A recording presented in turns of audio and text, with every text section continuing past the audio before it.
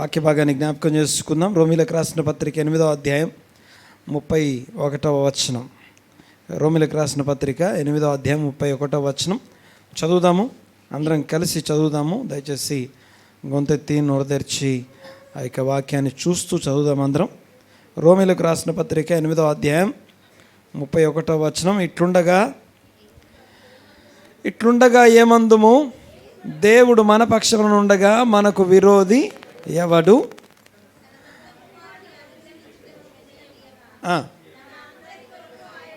మన అందరి కొరకు ఆయనను అప్పగించిన వాడు ఆయనతో పాటు సమస్తమును మనకెందుకు అనుగ్రహింపడు? తర్వాత, దేవుని చేత ఏర్పరచబడిన వారి మీద నేరము మోపువాడెవడు? నీతిమంతులుగా తీర్చువాడు దేవుడే. శిక్ష విధించువాడెవడు? చనిపోయిన క్రీస్తు యేసే. అంతేకాదు, మృతులలో నుండి లేచిన వాడును దేవుని కుడిపార్శ్వమున ఉన్నవాడును మన కొరకు విజ్ఞాపనము చేయువాడును ఆయనే. క్రీస్తు ప్రేమ నుండి, అంటే ఆ విజ్ఞాపన చేసే క్రీస్తు ఎవరైతే ఉన్నారో ఆ క్రీస్తు మన కొరకు విజ్ఞాపన చేయడానికి ఆయన మనల్ని ప్రేమిస్తున్నాడు. దేవుడు నన్ను ప్రేమిస్తున్నాడు అనండి ఒకసారి గట్టిగా. క్రీస్తు నన్ను ప్రేమిస్తున్నాడు అనండి ఒకసారి. మనల్ని ప్రేమించి మన కొరకు ప్రాణం పెట్టి మరణించి తిరిగి లేచి మనల్ని ప్రేమించేవాడు ఇప్పుడేం చేస్తున్నాడు అని అడిగితే ఏం చెప్తారు? నిన్ను నన్ను ప్రేమించే క్రీస్తు ఇప్పుడు ఏం చేస్తున్నాడు అంటే ఏం చెప్పాలి? దేవుని కుడిపార్శ్వమున మన కొరకు ఏం చేస్తున్నాడట? విజ్ఞాపన ప్రార్థన చేస్తూ ఉన్నాడు. చూడండి ఒకసారి. ఆయన ప్రార్థన చేసేవాడు మనల్ని ప్రేమిస్తూ ఉన్నవాడు. అంటే మన మీద ఏ ప్రేమ లేకుండా ఆయన ప్రార్థన చేయట్లేదు, విజ్ఞాపన చేయట్లేదు. అయితే ఆ విజ్ఞాపన చేసే ఆయన యొక్క ప్రేమ నుండి అని రాస్తుంది. క్రీస్తు ప్రేమ నుండి మనలను ఎడబాపు వాడేవాడు? శ్రమ అయినను, బాధ అయినను, హింస అయినను, కరువు అయినను, వస్త్రహీనతను, ఉపద్రవమైనను, ఖడ్గమైనను మనలను ఎడబాపునా? అంటే ఇందులో ఉండే సమస్యలు ఏవి ఆయన ప్రేమ నుంచి మనల్ని ఎడబాపవు. ఆయన మనల్ని ప్రేమించే ప్రేమ నుండి ఇందులో ఉన్నది ఏది కూడా మనల్ని ఎడబాపు అని చెప్తూ తర్వాత చూడండి ఒకసారి. ఇందును గూర్చి వ్రాయబడినది ఏమనగా, నిన్ను బట్టి దినమెల్లా మేము వధింపబడిన వారం, వధకు సిద్ధమైన గొర్రెలమని మేము ఎంచబడిన వారం. ఎవరు? అవిజ్ఞాపన చేసే ఆయన ఎన్నిక లేకపోయినా, ఆయనను పట్టించుకోకపోయినా, ఆయన ఎన్నదగిన వాడుగా, అంటే ఆయన్ని తక్కువ చేసి చూసినా కూడా వధించబడినట్టుగా ఉన్నప్పటికీ ఆయన ప్రార్థన చేస్తున్నాడు. అంతేకాకుండా మనల్ని ఆయన ప్రేమ నుంచి ఎవరు కూడా వేరు చేయలేరు. తర్వాత చదువుదాం ఒకసారి. ఆయనను మనలను ప్రేమించిన వాని ద్వారా మనం వీటన్నిటిలో అత్యధిక విజయం పొందుచున్నాము. మరణమైనను, జీవమైనను, దేవతలైనను, ప్రధానులైనను, ఉన్నవైనను, రాబోనైనను, అధికారులైనను, ఎత్తైనను, లోతైనను, సృష్టించబడిన మరి ఏదైనను మన ప్రభువైన క్రీస్తు యేసునందలి దేవుని ప్రేమ నుండి మనలను ఎడబాప నేరవని రూఢిగా నమ్ముచున్నాం. దేవునికి స్తోత్రం. ఇక్కడ విజ్ఞాపనకర్త, విజ్ఞాపన చేసేవాడు ఆయన ఎలాంటి పరిస్థితుల్లో విజ్ఞాపన చేస్తున్నాడు, ఏ లెవెల్ వరకు విజ్ఞాపన చేస్తాడు, ఏ అంశాల కొరకు విజ్ఞాపన చేస్తాడు, విజ్ఞాపనకర్త అనే అంశాన్ని ఈరోజు మనం ధ్యానిస్తాం. దేవునికి స్తోత్రం కలుగునుగాక. ఈ వారం మనం చదివచ్చిన భాగం నుంచి ధ్యానిస్తున్నా. ఈ వారం ఎవరు మాట్లాడలేదు, చదవలేదు. ఈ వారం చదివచ్చాం. ఎక్కడి నుంచి ఎక్కడి దాకా చదివచ్చాం? సంఖ్యాకాండము 16వ అధ్యాయం నుండి 18వ అధ్యాయం దాకా చదివాం. Very good. చదివిన వారికి నేను చెప్పేది స్పష్టంగా వివరంగా అర్థమవుద్ది. సో ఇప్పటి నుంచి ఏం చదవాలి? ఈరోజు నుంచి ఈరోజు ఏం చదవాలి? మీకు పేపర్ ఒకటి వచ్చిందా? పత్రిక వచ్చిందా? పత్రిక వెనక్కి తిప్పితే కనపడుతుంది. డే 1, డే 2, డే 3 అని ఉందా? అందులో డే 1 అంటే ఎప్పుడు తెలుసా? ఆదివారం అంటే 1వ రోజు అని అర్థం. ఆదివారం అంటే అంతం వారం కాదు. ఆదివారం అంటే 1వ రోజు, డే 1 అని అర్థం.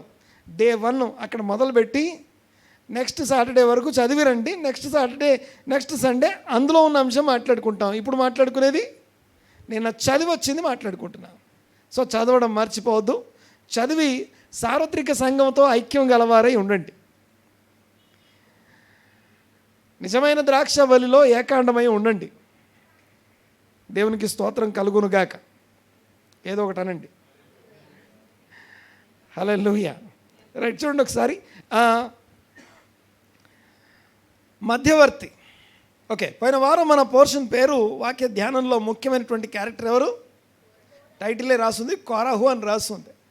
యాక్చువల్గా టైటిల్ కోరాహు, అందులో ఉన్న కంటెంట్ సబ్జెక్టు మొత్తం కోరాహు చుట్టే జరుగుద్దేమో, కానీ హీరో మాత్రం కోరాహు కాదు.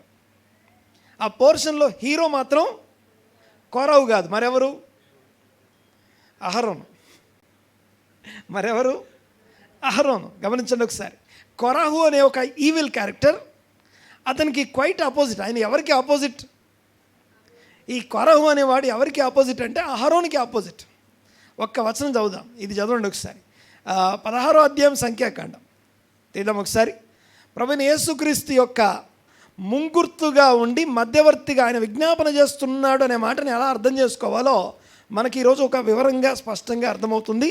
16వ అధ్యాయం 45 నుంచి చదువుదాం. 48వ వచనం మనం చదవాల్సింది. 45 నుంచి చదువుదాం. యెహోవా, మీరు ఈ సమాజము మధ్య నుండి తొలగిపోవుడి, క్షణములో నేను దేవుడు అంటున్నాడు, మీరు ఈ సమాజం నుంచి పక్కకి జరగండి, వీళ్ళందరినీ నాశనం చేసేస్తాను. క్షణములో నేను వారిని ఒక్క క్షణంలో వీళ్ళందరినీ నాశనం చేస్తాను అని మోషేకు సెలవీయగా. వారు ఓకే, ఈ మోషే సాగిల పడుతూ ఉన్నాడు. అప్పుడు మోషే, నీవు ధూపార్తిని తీసుకొని. ఓకే, సాగిల పడి ప్రార్థన ఏం చేయలేదు, దేవుణ్ణి ఏమో అడగదలుచుకోలేదు ఇక.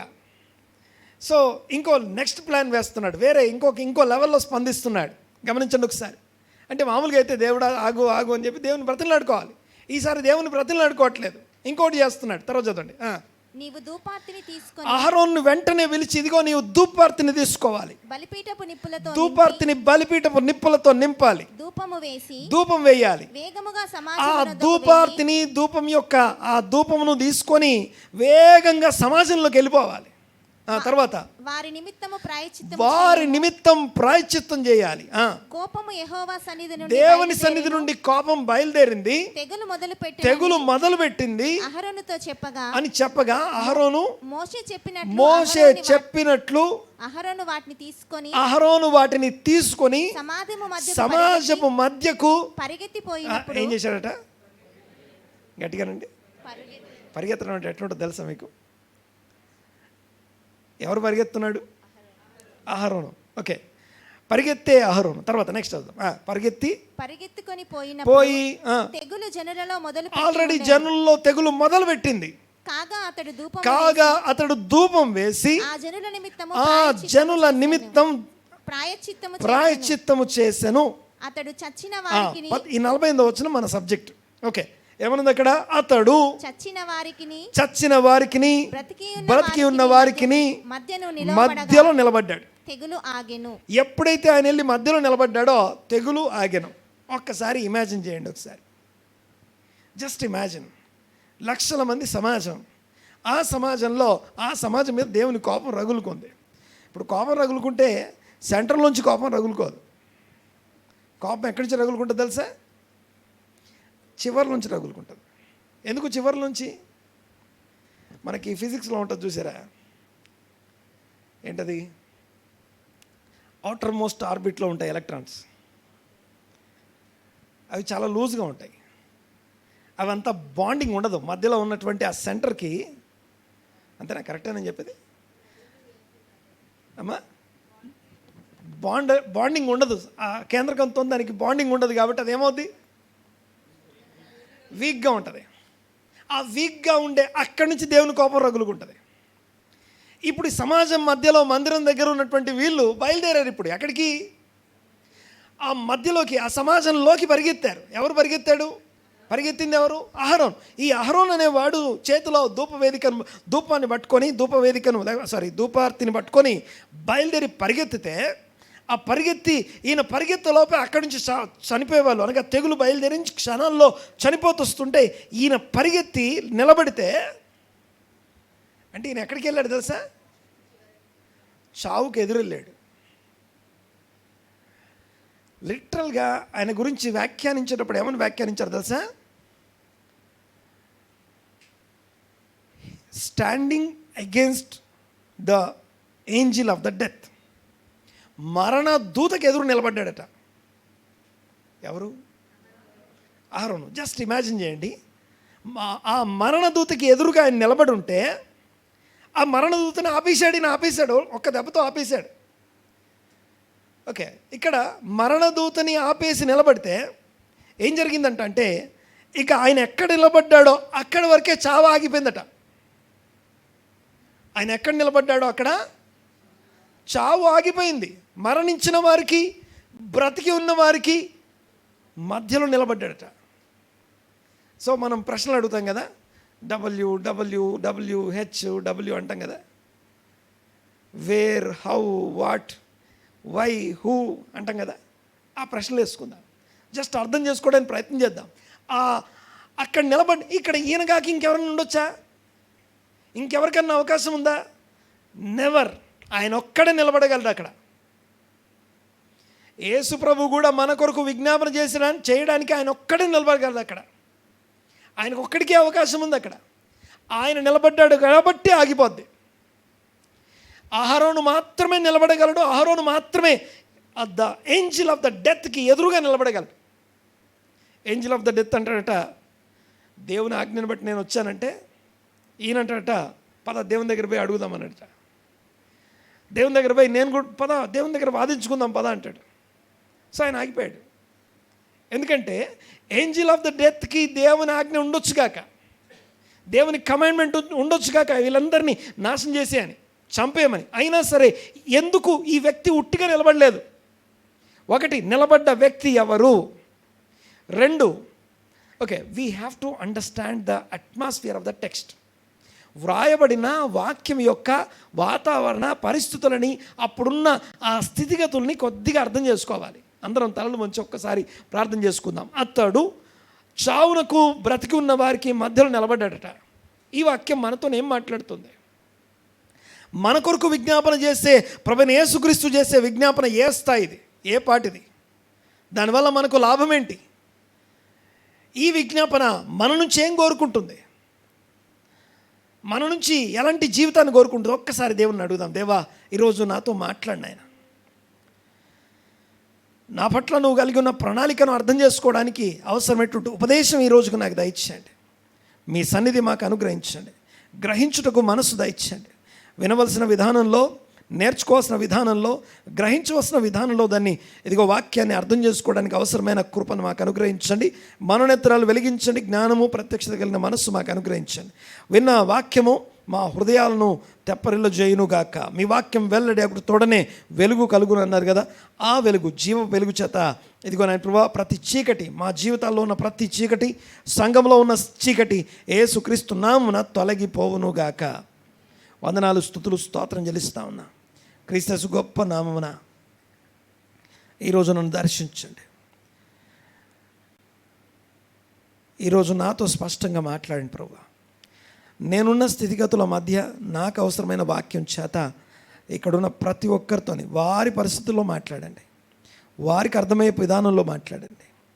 మీ నామము మా మధ్యలో ఘనపరచబడినట్లు, ఇదిగో దేవుడు వీరి కొరకు గొప్ప కార్యాలు చేశాడని, మేమందరము మా కొరకు గొప్ప కార్యాలు చేశారని స్తుతించున్నట్లు ఈరోజు మాతో మాట్లాడమని వేడుకుంటూ, స్తుతించి ఆరాధించి ఈ ప్రార్థన అడిగి వేడుకొంచున్నాము తండ్రి. Amen, amen. దేవునికి స్తోత్రం కలుగునుగాక. సో యేసు ప్రభు యొక్క విజ్ఞాపనని ఇప్పుడు నన్ను ప్రేమిస్తున్న యేసు ఏం చేస్తున్నాడు అంటే విజ్ఞాపన చేస్తున్నాడు. ఆయన విజ్ఞాపన చేస్తే ఏం జరుగుతుంది? ఆయన విజ్ఞాపన మనకి ఎలాంటి ప్రయోజనాలు కలిగిస్తూ ఉంది? దీన్ని అర్థం చేసుకోవడానికి ప్రభువైన యేసుక్రీస్తుకి ముంగుర్తుగాను, ఆ మెస్సయ్యకి సూచనగా ఉన్న ధర్మశాస్త్రంలో ఉన్న మెస్సయ్యని చూస్తున్నాం. అంటే మెస్సయ్య అంటే రక్షించేవాడు, యేసు అంటే యెహోవా రక్షణ అని అర్థం. యెషువా అంటాం, యెహోవా రక్షించేవాడు అని అర్థం. ఎలా రక్షించాడు అంటే తన విజ్ఞాపన ద్వారా, అలా నిలబడడం ద్వారా రక్షించాడు. ఈ అహరోను ఒక మెస్సయ్య లాగా నిలబడ్డాడు. ముంగుర్తైనటువంటి అనగా క్రీస్తు సాదృశ్యంలో తను నిలబడి ఉన్నాడు. ఆ నిలబడ్డ విధానం మళ్ళీ జ్ఞాపకం చేస్తాను. ఏ పరిస్థితుల మధ్య నిలబడ్డాడు, ఎలాంటి పరిస్థితుల మధ్య నిలబడ్డాడు, అంతకుముందు ఏం జరుగుతుంది, ఏం జరిగింది కాబట్టి అక్కడ తెగులు వచ్చింది, మోషే ఎందుకు అహరోన్ని పరిగెత్తమన్నాడు, కొన్ని పాఠాలు మనం ఇందులో నుంచి నేర్చుకుంటాం. దానికంటే ముందు అక్కడున్న పరిస్థితిని కొద్దిగా అర్థం చేసుకోవడానికి ప్రయత్నం చేద్దాం. ఇందాక నుంచి మాట్లాడుకుంటున్నాం కదా, ఆయన పోర్షన్ టైటిల్ ఏంటి? కోరాహు. ఎవరు ఈ కోరాహు? ఫస్ట్ ఈ అహరోను వెళ్ళి నిలబడ్డం కంటే ముందు మనం ఆలోచించాల్సిన వ్యక్తి ఎవరంటే కోరాహు. Who is this personality? కోరాహు అనండి ఒకసారి. కోరాహు అంటే అర్థం తెలుసా?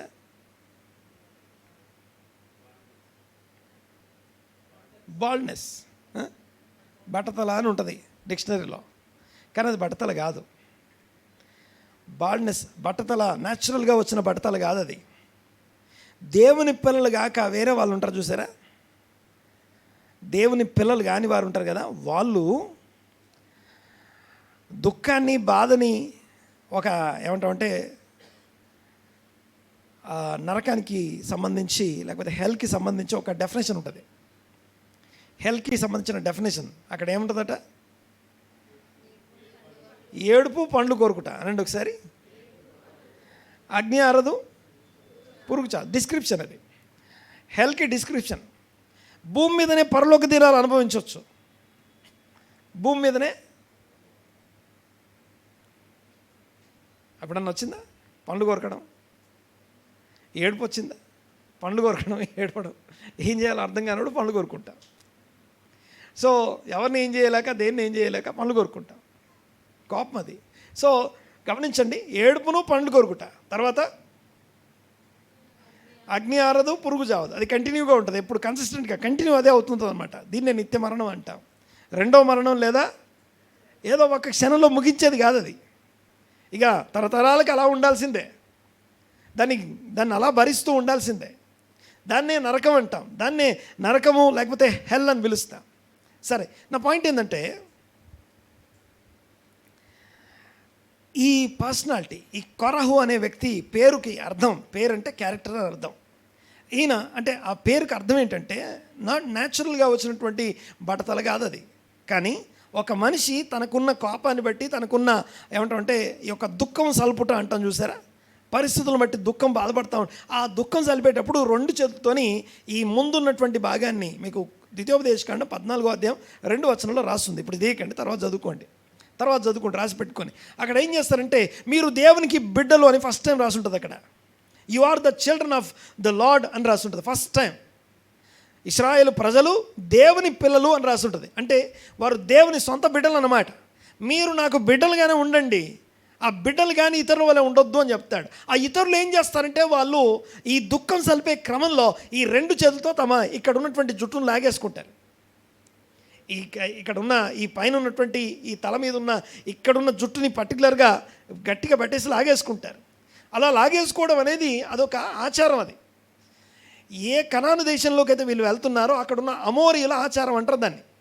అలా ఏర్పడిన దాన్ని బాల్డ్నెస్ అంటాం, దాన్ని కొరాహు అంటాం, జుట్టు బీకేసుకోవడం. ఈ జుట్టు బీక్కోవడం అనేది ఉందో దీన్ని ఏమంటారంటే లిటరల్గా అలా జుట్టును తొలగించేసుకోవడం, లాగేసుకోవడం, పెరిగి వేసుకోవడం అనే దాన్ని దేనికి సూచన అంటే grumbling or rejecting the leadership of the congregation.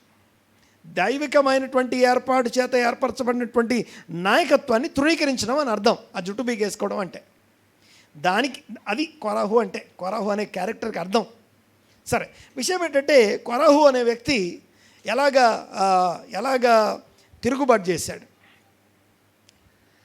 ఈయన చేసిన తిరుగుబాటును గమనించాలి. ఈయన ఎవరంటే అహరోను తర్వాత అహరోను స్థాయి వాడు.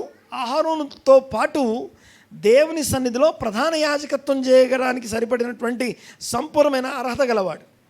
అన్ని అర్హతలు ఉన్నాయి ఆయనకి. ఎవరికి? కోరాహుకి అర్హతలు ఉన్నాయి. కానీ కోరాహు కాకుండా దేవుడు ఎవరిని చూస్ చేసుకున్నాడు? గట్టిగా అహరోను చూస్ చేయబడ్డాడు. సో దీనికి కొరాహు ఏం చేశాడంటే కొన్ని ఏదైనా మనకు అనుకూలంగా ఓకే, కొరాహుని ఇంకో భాషలో చెప్పాలంటే ఫస్ట్ పొలిటీషియన్ అని చెప్పాలి. దేవుని సమాజంలో ఫస్ట్ ఎవరైనా పొలిటీషియన్, రాజకీయ నాయకుడు. రాజకీయం ఎలా చేస్తారంటే ఈయన రాజకీయం ఎలాంటిదంటే ఈయనకు అనుకూలంగా లేదు కాబట్టి అక్కడ ఉన్న వాళ్ళకి విరోధంగా ఉన్నటువంటి అసమ్మతి ఉంటుంది కదా, ఆ అసమ్మతిని చెప్తూ ఓ 4-5 కూడబెట్టుకోవడం, తనకి అనుచరులుగా మార్చుకోవడం, ఆ అధికారం మీద తిరుగుబాటు చేయడం, దీన్ని రాజకీయం అంటాం. ఇక్కడ పాయింట్ ఏంటంటే దేవుని గురించి బాగానే మాట్లాడుతున్నాడు ఆయన. యాక్చువల్గా అయితే మీరు మండే నుంచి ఆల్మోస్ట్ నిన్న సాటర్డే మార్నింగ్ దాకా ప్రతిరోజు మార్నింగ్ దాని గురించే మాట్లాడాను.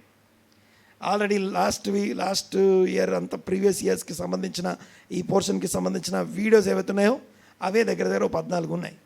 సో అవి 7 మొత్తం కలిపితే 21, 22, 23 వీడియోలు ఉంటాయి. ఆ వీడియోలు అన్నింటిలో వివరంగా ఉంది, వెళ్ళి చూడండి ఒకసారి. సరే, నేను ఇప్పుడు ఈ సమయానికి కోసం కొన్ని మాటలు జ్ఞాపకం చేస్తాను. ఈ కొరాహు తిరుగుబాటులో ఉన్నటువంటి ముఖ్యమైనటువంటి మూలాంశాలు జ్ఞాపకం చేస్తాను. ఈ తిరుగుబాటును జ్ఞాపకం చేసుకోకపోతే, తిరుగుబాటు ఎందుకు జరిగిందో తెలియకపోతే అహరోను వెళ్ళి అక్కడ నిలబడాల్సిన అవసరం అనేది లేదు. ఈ తిరుగుబాటే ప్రధానమైంది. అందుకే టైటిల్ కూడా కొరాహు అనే స్టార్ట్ అవుతుంది. కొరాహు అనే ఒక పర్సనాలిటీని మనకు చెప్పట్లేదు, కానీ కొరాహు అనే ఒక ఈవిల్ నేచర్ని మనకు పరిచయం చేస్తున్నాడు దేవుడు. దేవుని వాక్యంలో, ధర్మశాస్త్రంలో వాక్యం అంతా మనకు చెప్పే విషయం ఏంటంటే, ధర్మశాస్త్రం అంతయు నిన్ను వల్ల నీ పొరుగు అని ప్రేమించుము అనే ఒక్క మాటలు నెరవేర్చబడుతుంది. ఆ నిన్ను వల్ల నీ పొరుగు అని ప్రేమించుము అనే మాట నెరవేర్చబడకుండా ఉండే మన హృదయంలోని తలంపుల్లో ఈ కొరాహు అనే ఒక క్యారెక్టర్ దాగి ఉంటుంది. ప్రతి ఒక్కరిలో ఈ కొరాహు అనే ఒక క్యారెక్టర్ అనేది దాగి ఉంటుంది. ఈ కొరాహునేమో చంపేయాలి. ఇదిగో ప్రాణాత్మను విభజించినంత మట్టుకు దూరుచు, హృదయం యొక్క తలపులు పరిశోధించే దేవుని ధర్మశాస్త్ర వాక్యం. ఆ వాక్యము ఇదిగో ఇది ఉండకూడదని వేరు చేస్తుంది. అహరోనుని కొరాహుని వేరు చేస్తుంది. కొరాహునేమో బయటికి వెళ్ళగొడుతుంది, అహరోనేమో ఎత్తి చూపిస్తుంది అనమాట. ఇదిగో ఈ నీలో అహరోను క్యారెక్టరిస్టిక్ని బిల్డ్ చేసుకోండి, ఈ కొరాహుని చంపేయండి, లేకపోతే ఇదిగో మీలో ఉన్న నిర్జీవ క్రియలను చంపేయండి అంటాడు. మీలో ఉన్న ఈ భూమి మీద ఉన్న మీ అవయవాన్ని చంపేయండి అంటాడు. దేవునికి స్తోత్రం. పాయింట్ ఏంటంటే, ఈ కొరాహు అనేవాడు తిరుగుబాటు చేశాడు. ఈ కొరాహు తనతో పాటు రూబేను గోత్రానికి సంబంధించిన ఇశ్రాయేలు 12 మంది గోత్రాల్లో పెద్ద గోత్రం పెద్దవాడు, మొదటివాడు ఎవరు? రూబేను కూడా జ్యేష్ఠత్వాన్ని కోల్పోయాడు. ఈ రూబేను ఇంట్లో రాజదండం ఉండాలి, రూబేను ఇంట్లో యాజకత్వం ఉండాలి, రూబేను పరిపాలించాలి, రూబేను గొప్పవాడై ఉండాలి, న్యాయాధిపతి అయి ఉండాలి. కానీ ఇవన్నీ పోయాయి ఆయనకి. ఆయన చేసిన పాపం, ఆయన చేసిన వాళ్ళ క్యారెక్టర్ని బట్టి దేవుడు ఎవరికి ఏది ఇవ్వాలో, ఎవరికి ఏ స్థానం ఇవ్వాలో ఆ స్థానం ఇస్తాడు. అయితే ఈ రూబేనీల్లో ఒక ముగ్గురిని పేరు చెప్తాను. దాతాను, అబీరాము, ఓను అనండి ఒకసారి. నేను ఎంత గట్టిగా మాట్లాడుతున్నా? దాతాను, అబీరాము, ఓను, ఈ ముగ్గురు కూడా ఈ కొరాహు తిరుగుబాటుకు సపోర్ట్ చేసినటువంటి రూబేను గోత్రికులు. కొరాహు లేవీయుడు, కొరాహు అహరోను యొక్క కజిన్ బ్రదర్. సో అహరోనుతో పాటు అహరోను స్థాయి వాడు, అన్ని రకాలుగా అహరోను స్థాయికి సంబంధించిన వాడు. అయితే నా పాయింట్ ఏంటంటే, ఈ అహరోనుతో ఉండవలసిన నాకు రావాల్సింది నాకు రాలేదు, ఇదిగో ఏం చేశారంటే, వీళ్ళ తిరుగుబాటుకి మూలమైనటువంటి కారణం ఏంటంటే, సరిగ్గా దీనికి ముందు పోయిన వారం మనం మాట్లాడుకున్న ఆ యొక్క 12 మంది 40 దినాలు వెళ్ళి వేగు చూసి వచ్చారని చదువుకున్నాం కదా. ఆ వేగు చూసి వచ్చారు కదా. వేగు చూసి వచ్చిన తర్వాత ఇద్దరే ఎవరెవరు? గట్టిగా, కాలేబు, యెహోషువ అనే ఒక ఇద్దరు మాత్రమే ఉన్నారు. వీళ్ళు మాత్రమే కనానికి వెళ్తారు, మిగిలిన వాళ్ళందరూ వెళ్ళరన్నారు. ఆ మాత్రం దానికి ఎందుకు వచ్చాము ఇక్కడికి మనం? అక్కడ స్టార్ట్ అయింది. అర్థమైంది కదా. ఇప్పుడు ఐగుప్తు నుంచి ఇక్కడ తీసుకొచ్చారు, సంవత్సరం దాటింది. ఇప్పుడు అక్కడెక్కడో వేగు చూడడానికి వెళ్ళొచ్చిన తర్వాత మీరు వెళ్ళరన్నారు. ఇప్పుడు క్వశ్చన్ ఏంటంటే, ఇది నిజంగా దేవుడే చెప్తున్నాడా, వీళ్ళు ఏమైనా చేస్తున్నారా? ఎవరు? మోషే ఏమో తనని తాను రాజుగా ప్రకటించుకున్నాడు, ఆయన లీడ్ చేస్తున్నాడు, ఓకే. మరి ఇప్పుడు ప్రధాన యాజకుడు ఎవరంటే వాళ్ళ పెద్దలనే పెట్టుకున్నాడు, వాళ్ళ అన్నయ్యనే, వాళ్ళ సొంత సహోదరుని పెట్టుకున్నాడు. ఇంక నాకు ఇవ్వచ్చుగా అవకాశం, ఇంకెవరికన్నా ఇవ్వచ్చుగా. నిజంగా వీళ్ళనే దేవుడు కోరుకున్నాడా? వెళ్ళి వీళ్ళు అంటున్న మాట ఏంటో తెలుసా? ఫస్ట్ మాట, ఇక్కడున్న సమాజంలో ఉన్న ప్రతి ఒక్కరూ అనండి గట్టిగా అందరూ పరిశుద్ధులే. తర్వాత మాకు దేవునికి మధ్యలో ఏ మధ్యవర్తి అవసరం లేదు. లీడర్షిప్ అనేది, సమాజానికి లీడర్షిప్ అనేది అవసరమే లేదు. మీరు అనవసరంగా మిమ్మల్ని మీరు చాలా ఎక్కువ హెచ్చించుకుంటున్నారు. ఎవరిని?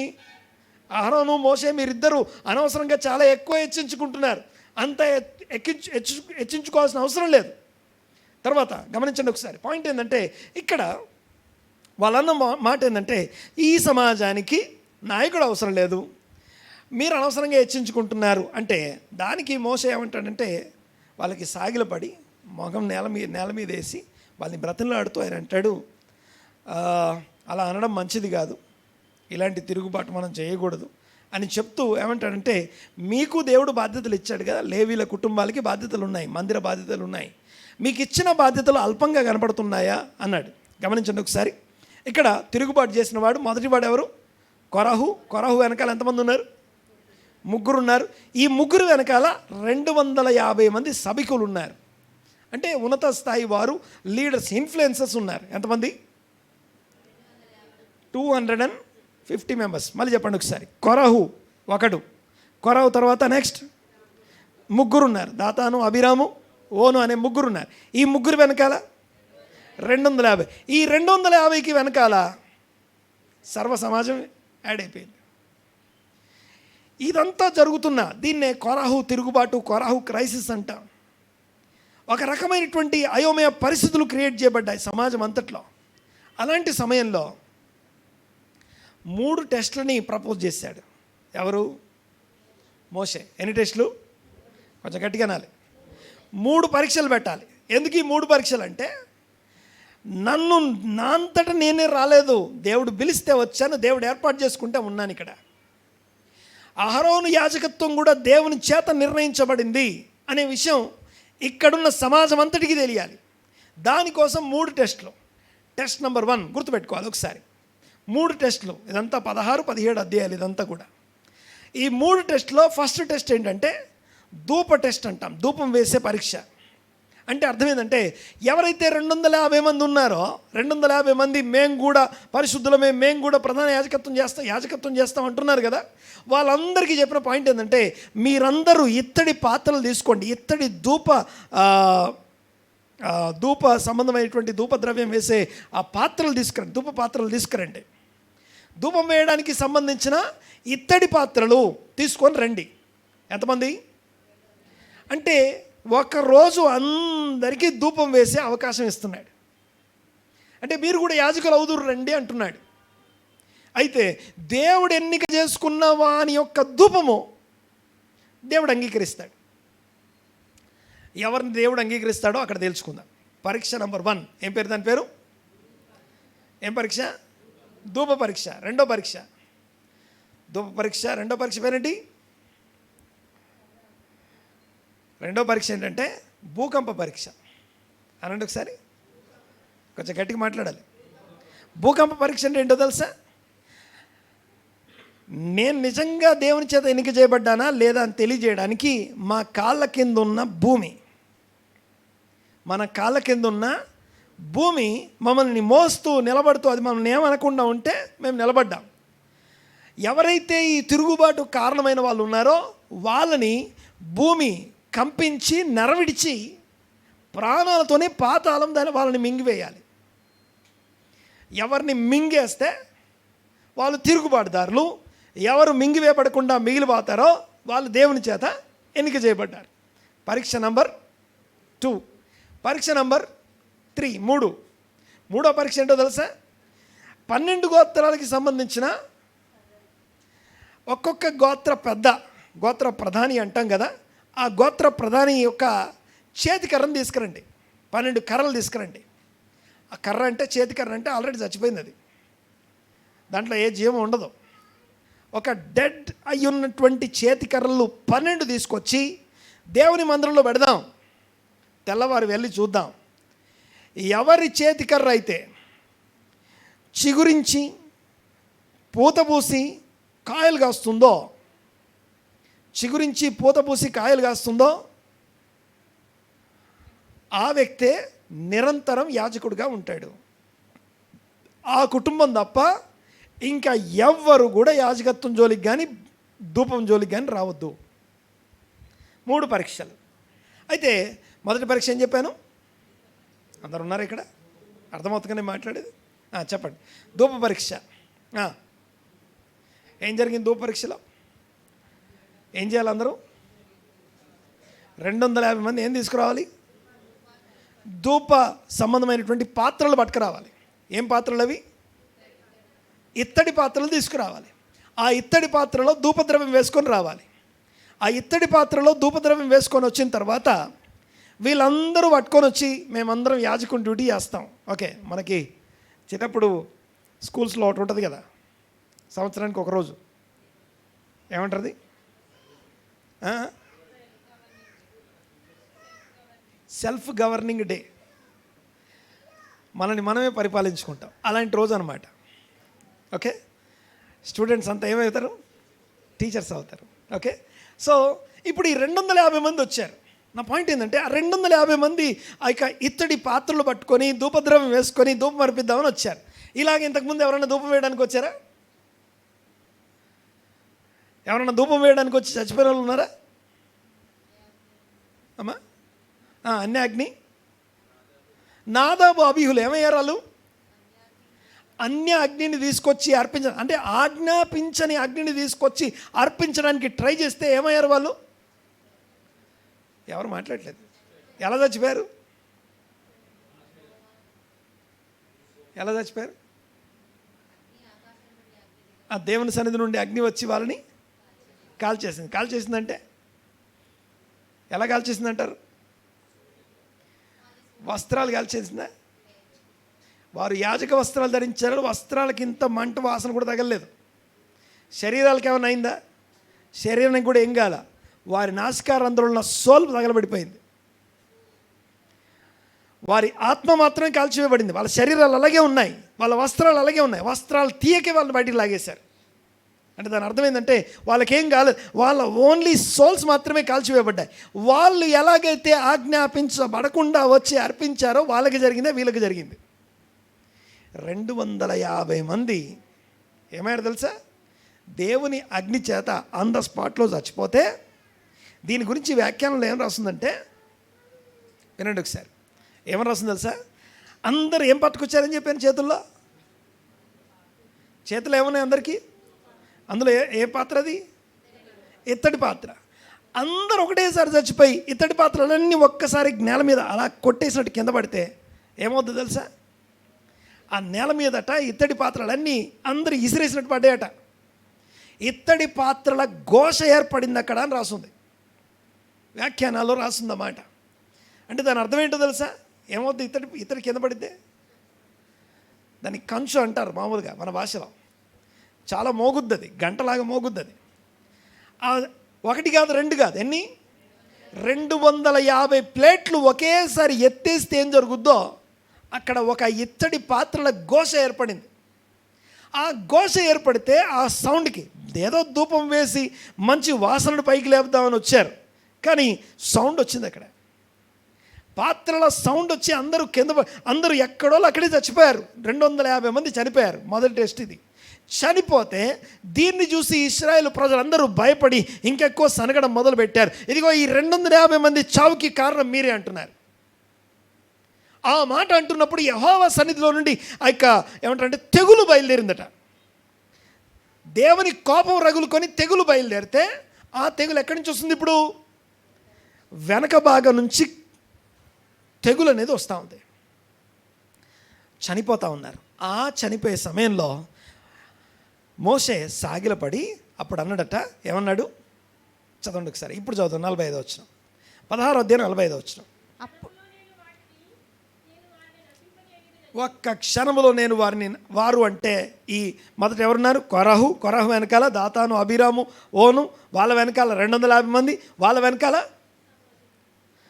సర్వ సమాజం ఉంది. 250 మంది చనిపోయారు. ఇప్పుడు నెక్స్ట్ ఎవరున్నారు? ఇప్పుడు సర్వ సమాజం సనగడం మొదలు పెడితే ఆ సర్వ సమాజం ఒక్కసారి ఏం జరిగిందంటే, ఒక్క క్షణంలో నేను వారిని నాశనం చేస్తాను. చదవమా. ఒక్క క్షణములో నేను వారిని నశింపజేసేదను సెలవీయగా సాగిలపడిరి. అప్పుడు మోషే చెప్పాడట, నీవు ధూపార్తిని తీసుకెళ్ళు, బలిపీఠపు నిప్పులతో ధూపార్తిని నింపి ధూపం వేసి వేగముగా సమాజం వద్దకు వెళ్ళి వారి నిమిత్తం ప్రాయశ్చిత్తం చేయము. దేవుని కోపం సన్నిధి నుండి బయలుదేరింది. తెగులు మొదలుపెట్టింది. అహరోనుతో చెప్పగా మోషే చెప్పినట్లు అహరోను వాటిని తీసుకొని సమాజం మధ్యకు పరిగెత్తుకొని పోయి పోయినప్పుడు తెగులు జనులలో మొదలుపెట్టి ఉండెను. కాగా అతడు ధూపం వేసి జనుల నిమిత్తం అటోన్మెంట్ ప్రాయశ్చిత్తం చేశాడట. తర్వాత అతడు చచ్చిన వారికి అతడు నిలబడ్డ పొజిషన్ చూస్తే చచ్చిన వారికి బ్రతికున్న వారికి మధ్యలో నిలబడ్డాడు. చాలమా, ఓకే. ఇప్పుడు మనం ఆలోచన చేద్దాం. సో ఇవన్నీ మనకెందుకు పాస్టర్ గారు? ఇవన్నీ మనకెందుకండి? ఈరోజు క్రైస్తవులుగా ఉన్న మనందరికీ కూడా తెలియకుండానే మన లోపల ఈ కొరాహు స్వభావం అనేది ఒకటి ఉంటుంది. అది ఏ రూపంలో ఉంటుందో చెప్తాను, వినండి ఒకసారి. ఇది చెప్పిన తర్వాత దేవుడు ఏమై ఉన్నాడో మాట్లాడుకొని ఈ అహరోను ఏ స్థాయి వాడో మాట్లాడుకుందాం. గమనించండి ఒకసారి. కొరాహు స్వభావం ఏంటంటే ఐఎమ్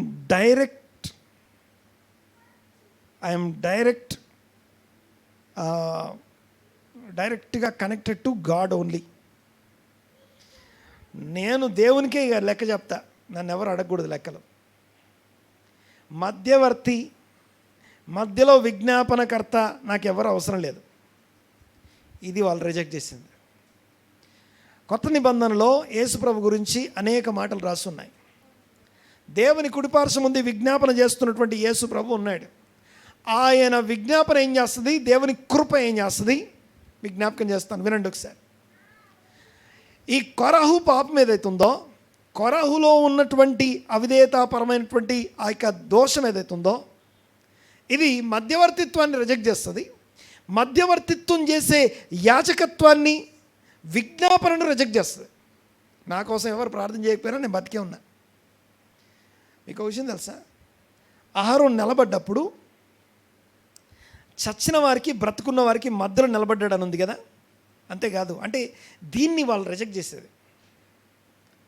అంటే వాళ్ళున్న ఎడారిలో, వాళ్ళున్న అరణ్యంలో తాపకరమైన సర్పములు, క్రూర జంతువుల మధ్య వాళ్ళు ప్రశాంతంగా ఉన్నారంటే మధ్యలో యాజకత్వం జరుగుతుంది కాబట్టి వాళ్ళు ఉన్నారు. ఆమె అన్నది గట్టిగా నా పాయింట్ అర్థం చేసుకోవడానికి ప్రయత్నం చేయండి ఒకసారి. విషయం ఏంటంటే చచ్చిన వారికి బ్రతుకున్న వారికి మధ్యలో ఉన్న అహరోను, అంతేకాదు మానవుని యొక్క పాపానికి, దేవుని యొక్క కోపానికి మధ్యలో నిలబడ్డాడు. ఏమన్నా నేను? మన పాపానికి, దేవుని కోపానికి మధ్యలో ఒకరు నిలబడి ఉండాలి. మధ్యలో ఒకరు విజ్ఞాపన చేస్తూ ఉండాలి, ఒకరు దేవుని సన్నిధిలో విజ్ఞాపన చేస్తుండాలి. ఈ కొరాహు అనే ఈ క్రైసిస్ మొత్తంలో ముఖ్యమైనటువంటి వ్యక్తి కొరాహు కాదు, అహరోను. దేవుడు మనల్ని ఫోకస్ చేసి ధ్యానించి మనం నేర్చుకోవాల్సిన సబ్జెక్ట్. పోయిన వారం ఎవరి గురించి మాట్లాడుకున్నాం? పాస్టర్ గారు మీరు అలాంటి అడగండి. ఇప్పుడు పోయిన వారం ఎవరి గురించి మాట్లాడుకున్నాం? కాలేబ్ గురించి మాట్లాడుకున్నాం. కాలేబ్ అనే ఒక్క పర్సనాలిటీ గురించి మాట్లాడుకున్నాం. ఈరోజు మాట్లాడుకుంటున్నాం అహరోన్ గురించి ఈరోజే కాదు, ఈవెన్ నెక్స్ట్ వీక్ కూడా అహరోన్ గురించే మాట్లాడుకుంటా. చూడండి ఒకసారి, నేను చెప్పే విషయాన్ని జాగ్రత్తగా గమనించండి. అహరోన్ అనేవాడు చచ్చిన వారికి బ్రతుకున్న వారికి మధ్యలో, దేవుని కోపానికి మానవ పాపానికి మధ్యలో, ఈ మధ్యలో నిలబడి ఉండకపోతే, ఈ మధ్యలో మధ్యవర్తిత్వం అనేది లేకపోతే, చాలాసార్లు భక్తి చేసే క్రైస్తవ మైండ్లో కామన్ మైండ్ సెట్ ఏంటంటే నేను దేవుడు అంతే, నాకు మధ్యలో ఎవ్వరు అక్కర్లేదు, ఒక బోధకుడు అక్కర్లేదు, ఒక సహవాసం అక్కర్లేదు, విజ్ఞాపన చేసి ప్రార్థన చేసే ఒక ప్రార్థన యోధుడు నాకు అక్కర్లేదు. నేను మాట్లాడేది అర్థమవుతుంది కదా. సో ఎక్కడైతే నాకు అవసరం లేదంటున్నామో ఆ మధ్యలో ఉన్న మధ్యవర్తిత్వం, యాజకత్వానికి సంబంధించిన దాన్ని తృణీకరించామంటే మనం తెలియకుండానే ఇబ్బందులు పడుతున్నాం, తెగులును మన జీవితంలోకి ఆహ్వానిస్తున్నాం. అంతేకాదు, నేనేదో భయపెట్టడానికి ఈ మాటలు చెప్పట్లేదు, చాలా జాగ్రత్తగా వినాలి ఒకసారి. ఈ యాజకత్వం, రాజులని యాజక సమూహం అనగా మనం నిలబడ్డాం. ఆయన రక్తం ఇచ్చి కొన్నది ఎందుకంటే నేనేం చేయడానికి? యాజకులుగా మార్చడానికి. ఏం చేయడానికి? రాజులైన యాజక సమూహంగా చేయడం కోసం, యాజక రూపమైన రాజ్యంగాన్ని ఏర్పరచడం కోసం ఆయన రక్తం ఇచ్చి నిన్ను నన్ను కొనుక్కున్నాడు. యాజకుడు అనేవాడు ఎలా ఉండాలి? యాజకుడు అనేవాడు ఏం చేయాలి? ఇప్పుడు చూడండి ఒకసారి. వీళ్ళు విజ్ఞాపన చేసేది ఎవరి గురించి? అహరోను విజ్ఞాపన చేసేది ఎవరి గురించి?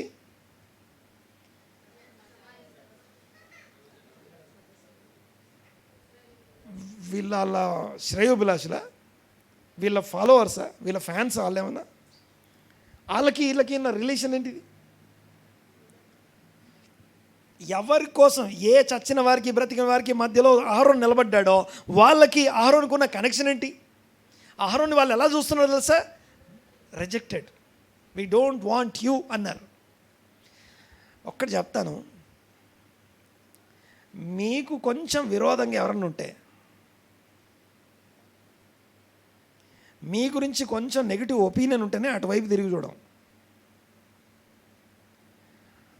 కలిసి ఉంటానికి కూడా ఇష్టపడం. నేను మాట్లాడేది అర్థమవుతుంది కదా? అలాంటిది వాళ్ళ కోసం ప్రార్థన చేస్తామా? ఈరోజు నేను ఫైనల్గా ఒక టాస్క్ చెప్తా, ఛాలెంజింగ్ టాస్క్. ఏంటో తెలుసా? మెసేజ్ అయిపోయినాక ఇంటికి పోయిన తర్వాత కూర్చొని రాయండి, ఎవరెవరి మీద మీకు కోపం ఉందో, ఎవరెవరు మీకు ఇష్టం లేదో, ఎవరెవరి మీద మీరు బిటర్నెస్ కలిగి ఉన్నారో వాళ్ళ పేర్లు రాయండి. రాసి వాళ్ళ ఫోన్లు ఎత్తాం, వాళ్ళతో మాట్లాడడం, వాళ్ళ వైపు వెళ్ళడం, వాళ్ళతో సంబంధం లేదు మాకు. అలాంటి వాళ్ళ కోసం ప్రార్థన చేసే అహరోను క్యారెక్టర్ మనలో ఉందా? అహరోను యొక్క ఆ గుణం మనలో ఉందా అనేది ప్రశ్న. దేవుని వాక్యం రెండంచులు గల ఎటువంటి ఖడ్గం కంటేను వాడి అయినదై ప్రాణాత్మలను విభజించినంత మట్టుకు దూరుచు తలంపులను ఆలోచనలు పరిశోధిస్తూ ఉంది. మనల్ని పరిశోధిస్తున్న వాక్యం అది. దేవునికి స్తోత్రం కలుగును గాక. గమనించండి ఒకసారి, ఈ అహరోను ఎలాంటి పరిస్థితుల మధ్య నిలబడ్డాడు. తర్వాత ఇంకోటి, ఆ ప్లేస్లో అహరోను మాత్రమే ఉంటాడు. ఆ ప్లేస్లో అహరోను మాత్రమే ఉండగలడు, వేరే ఎవరు వెళ్ళినా అది జరగదు. తెగులుకి ఎదురెళ్తే ఈ ఎల్లినోడు కూడా పోతాడు. అర్థమవుతుందిగా నేను మాట్లాడేది? ఒక్క అహరోను మాత్రమే నిలబడగలడు. ఎందుకు? నెక్స్ట్ తర్వాత అహరోను ఎలా నిలబడ్డాడు, దేంతో నిలబడ్డాడు అంటే ధూపంతో నిలబడ్డాడు. ధూపం అనండి ఒకసారి. వాట్ ఈస్ దిస్ ధూపం? ధూపం అంటే ఏంటి?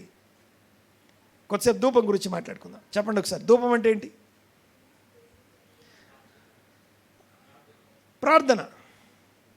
ధూపం వేయడం కొత్త నిబంధనలో, లేకపోతే ధూపం వేయడానికి కీర్తనల గ్రంథంలో రాసిన పాయింట్ ఏందో తెలుసా? నేను ధూపం వేయుట, ధూపం వలె నా ప్రార్థన నీ సన్నిధికి అని రాసి ఉంటుంది.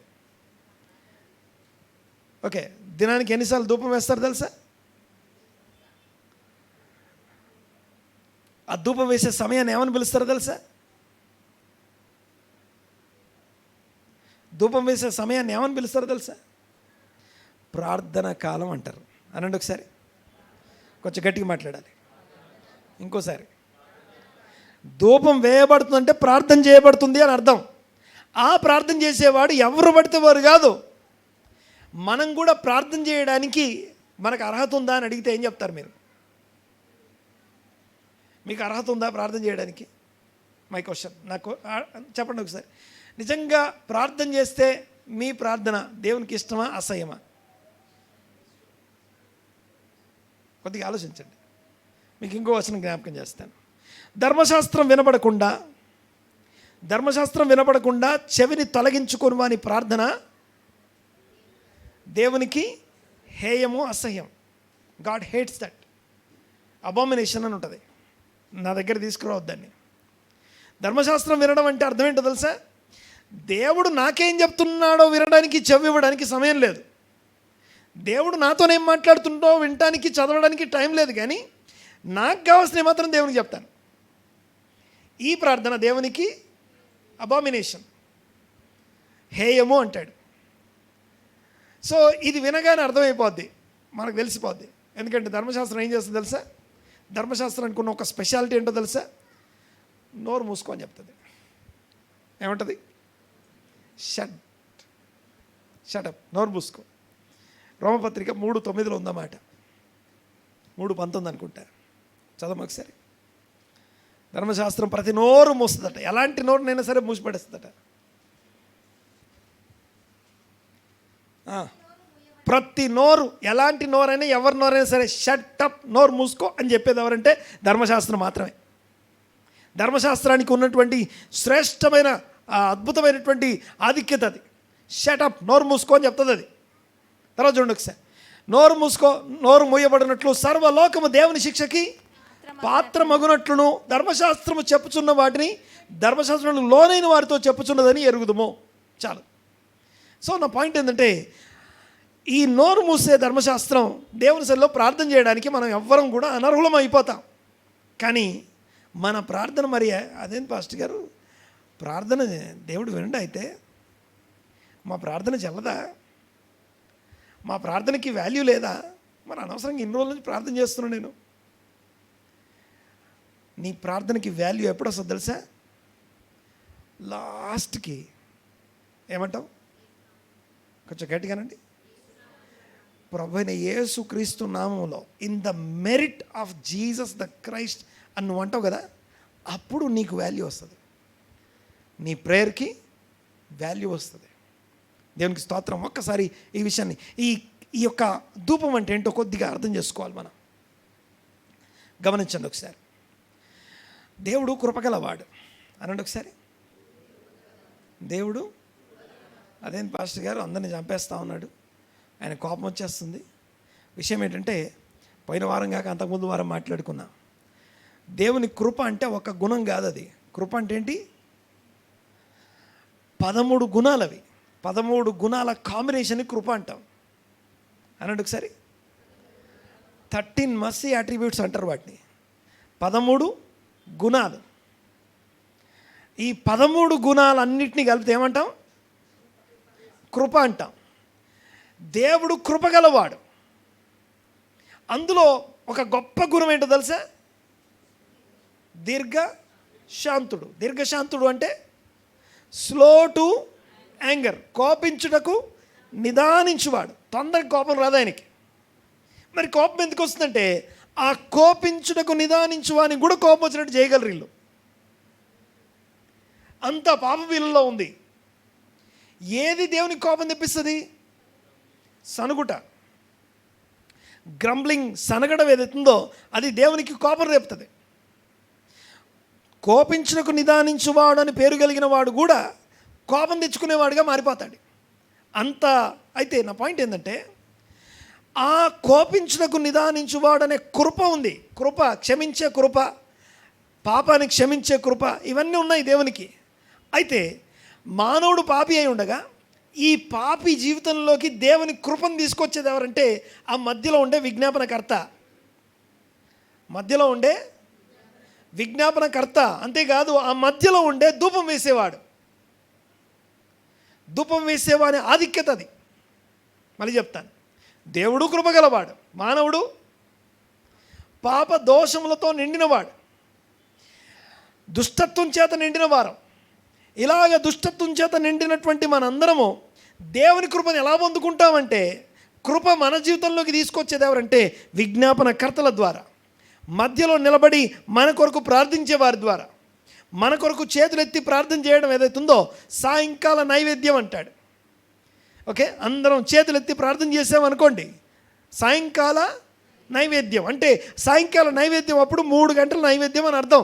ఆ 3 గంటల నైవేద్యం అప్పుడు ధూపం వేయబడుతుంది. అంటే ధూపం వేయబడుతుంటే అందరు చేతులు పైకి ఎత్తారంటే ఆ ధూపం మా ప్రార్థనలు కూడా దాంతో యాడ్ చేస్తున్నామని అర్థం. మేము కూడా పరిశుద్ధమైన చేతులు ఎత్తున్నామని అర్థం.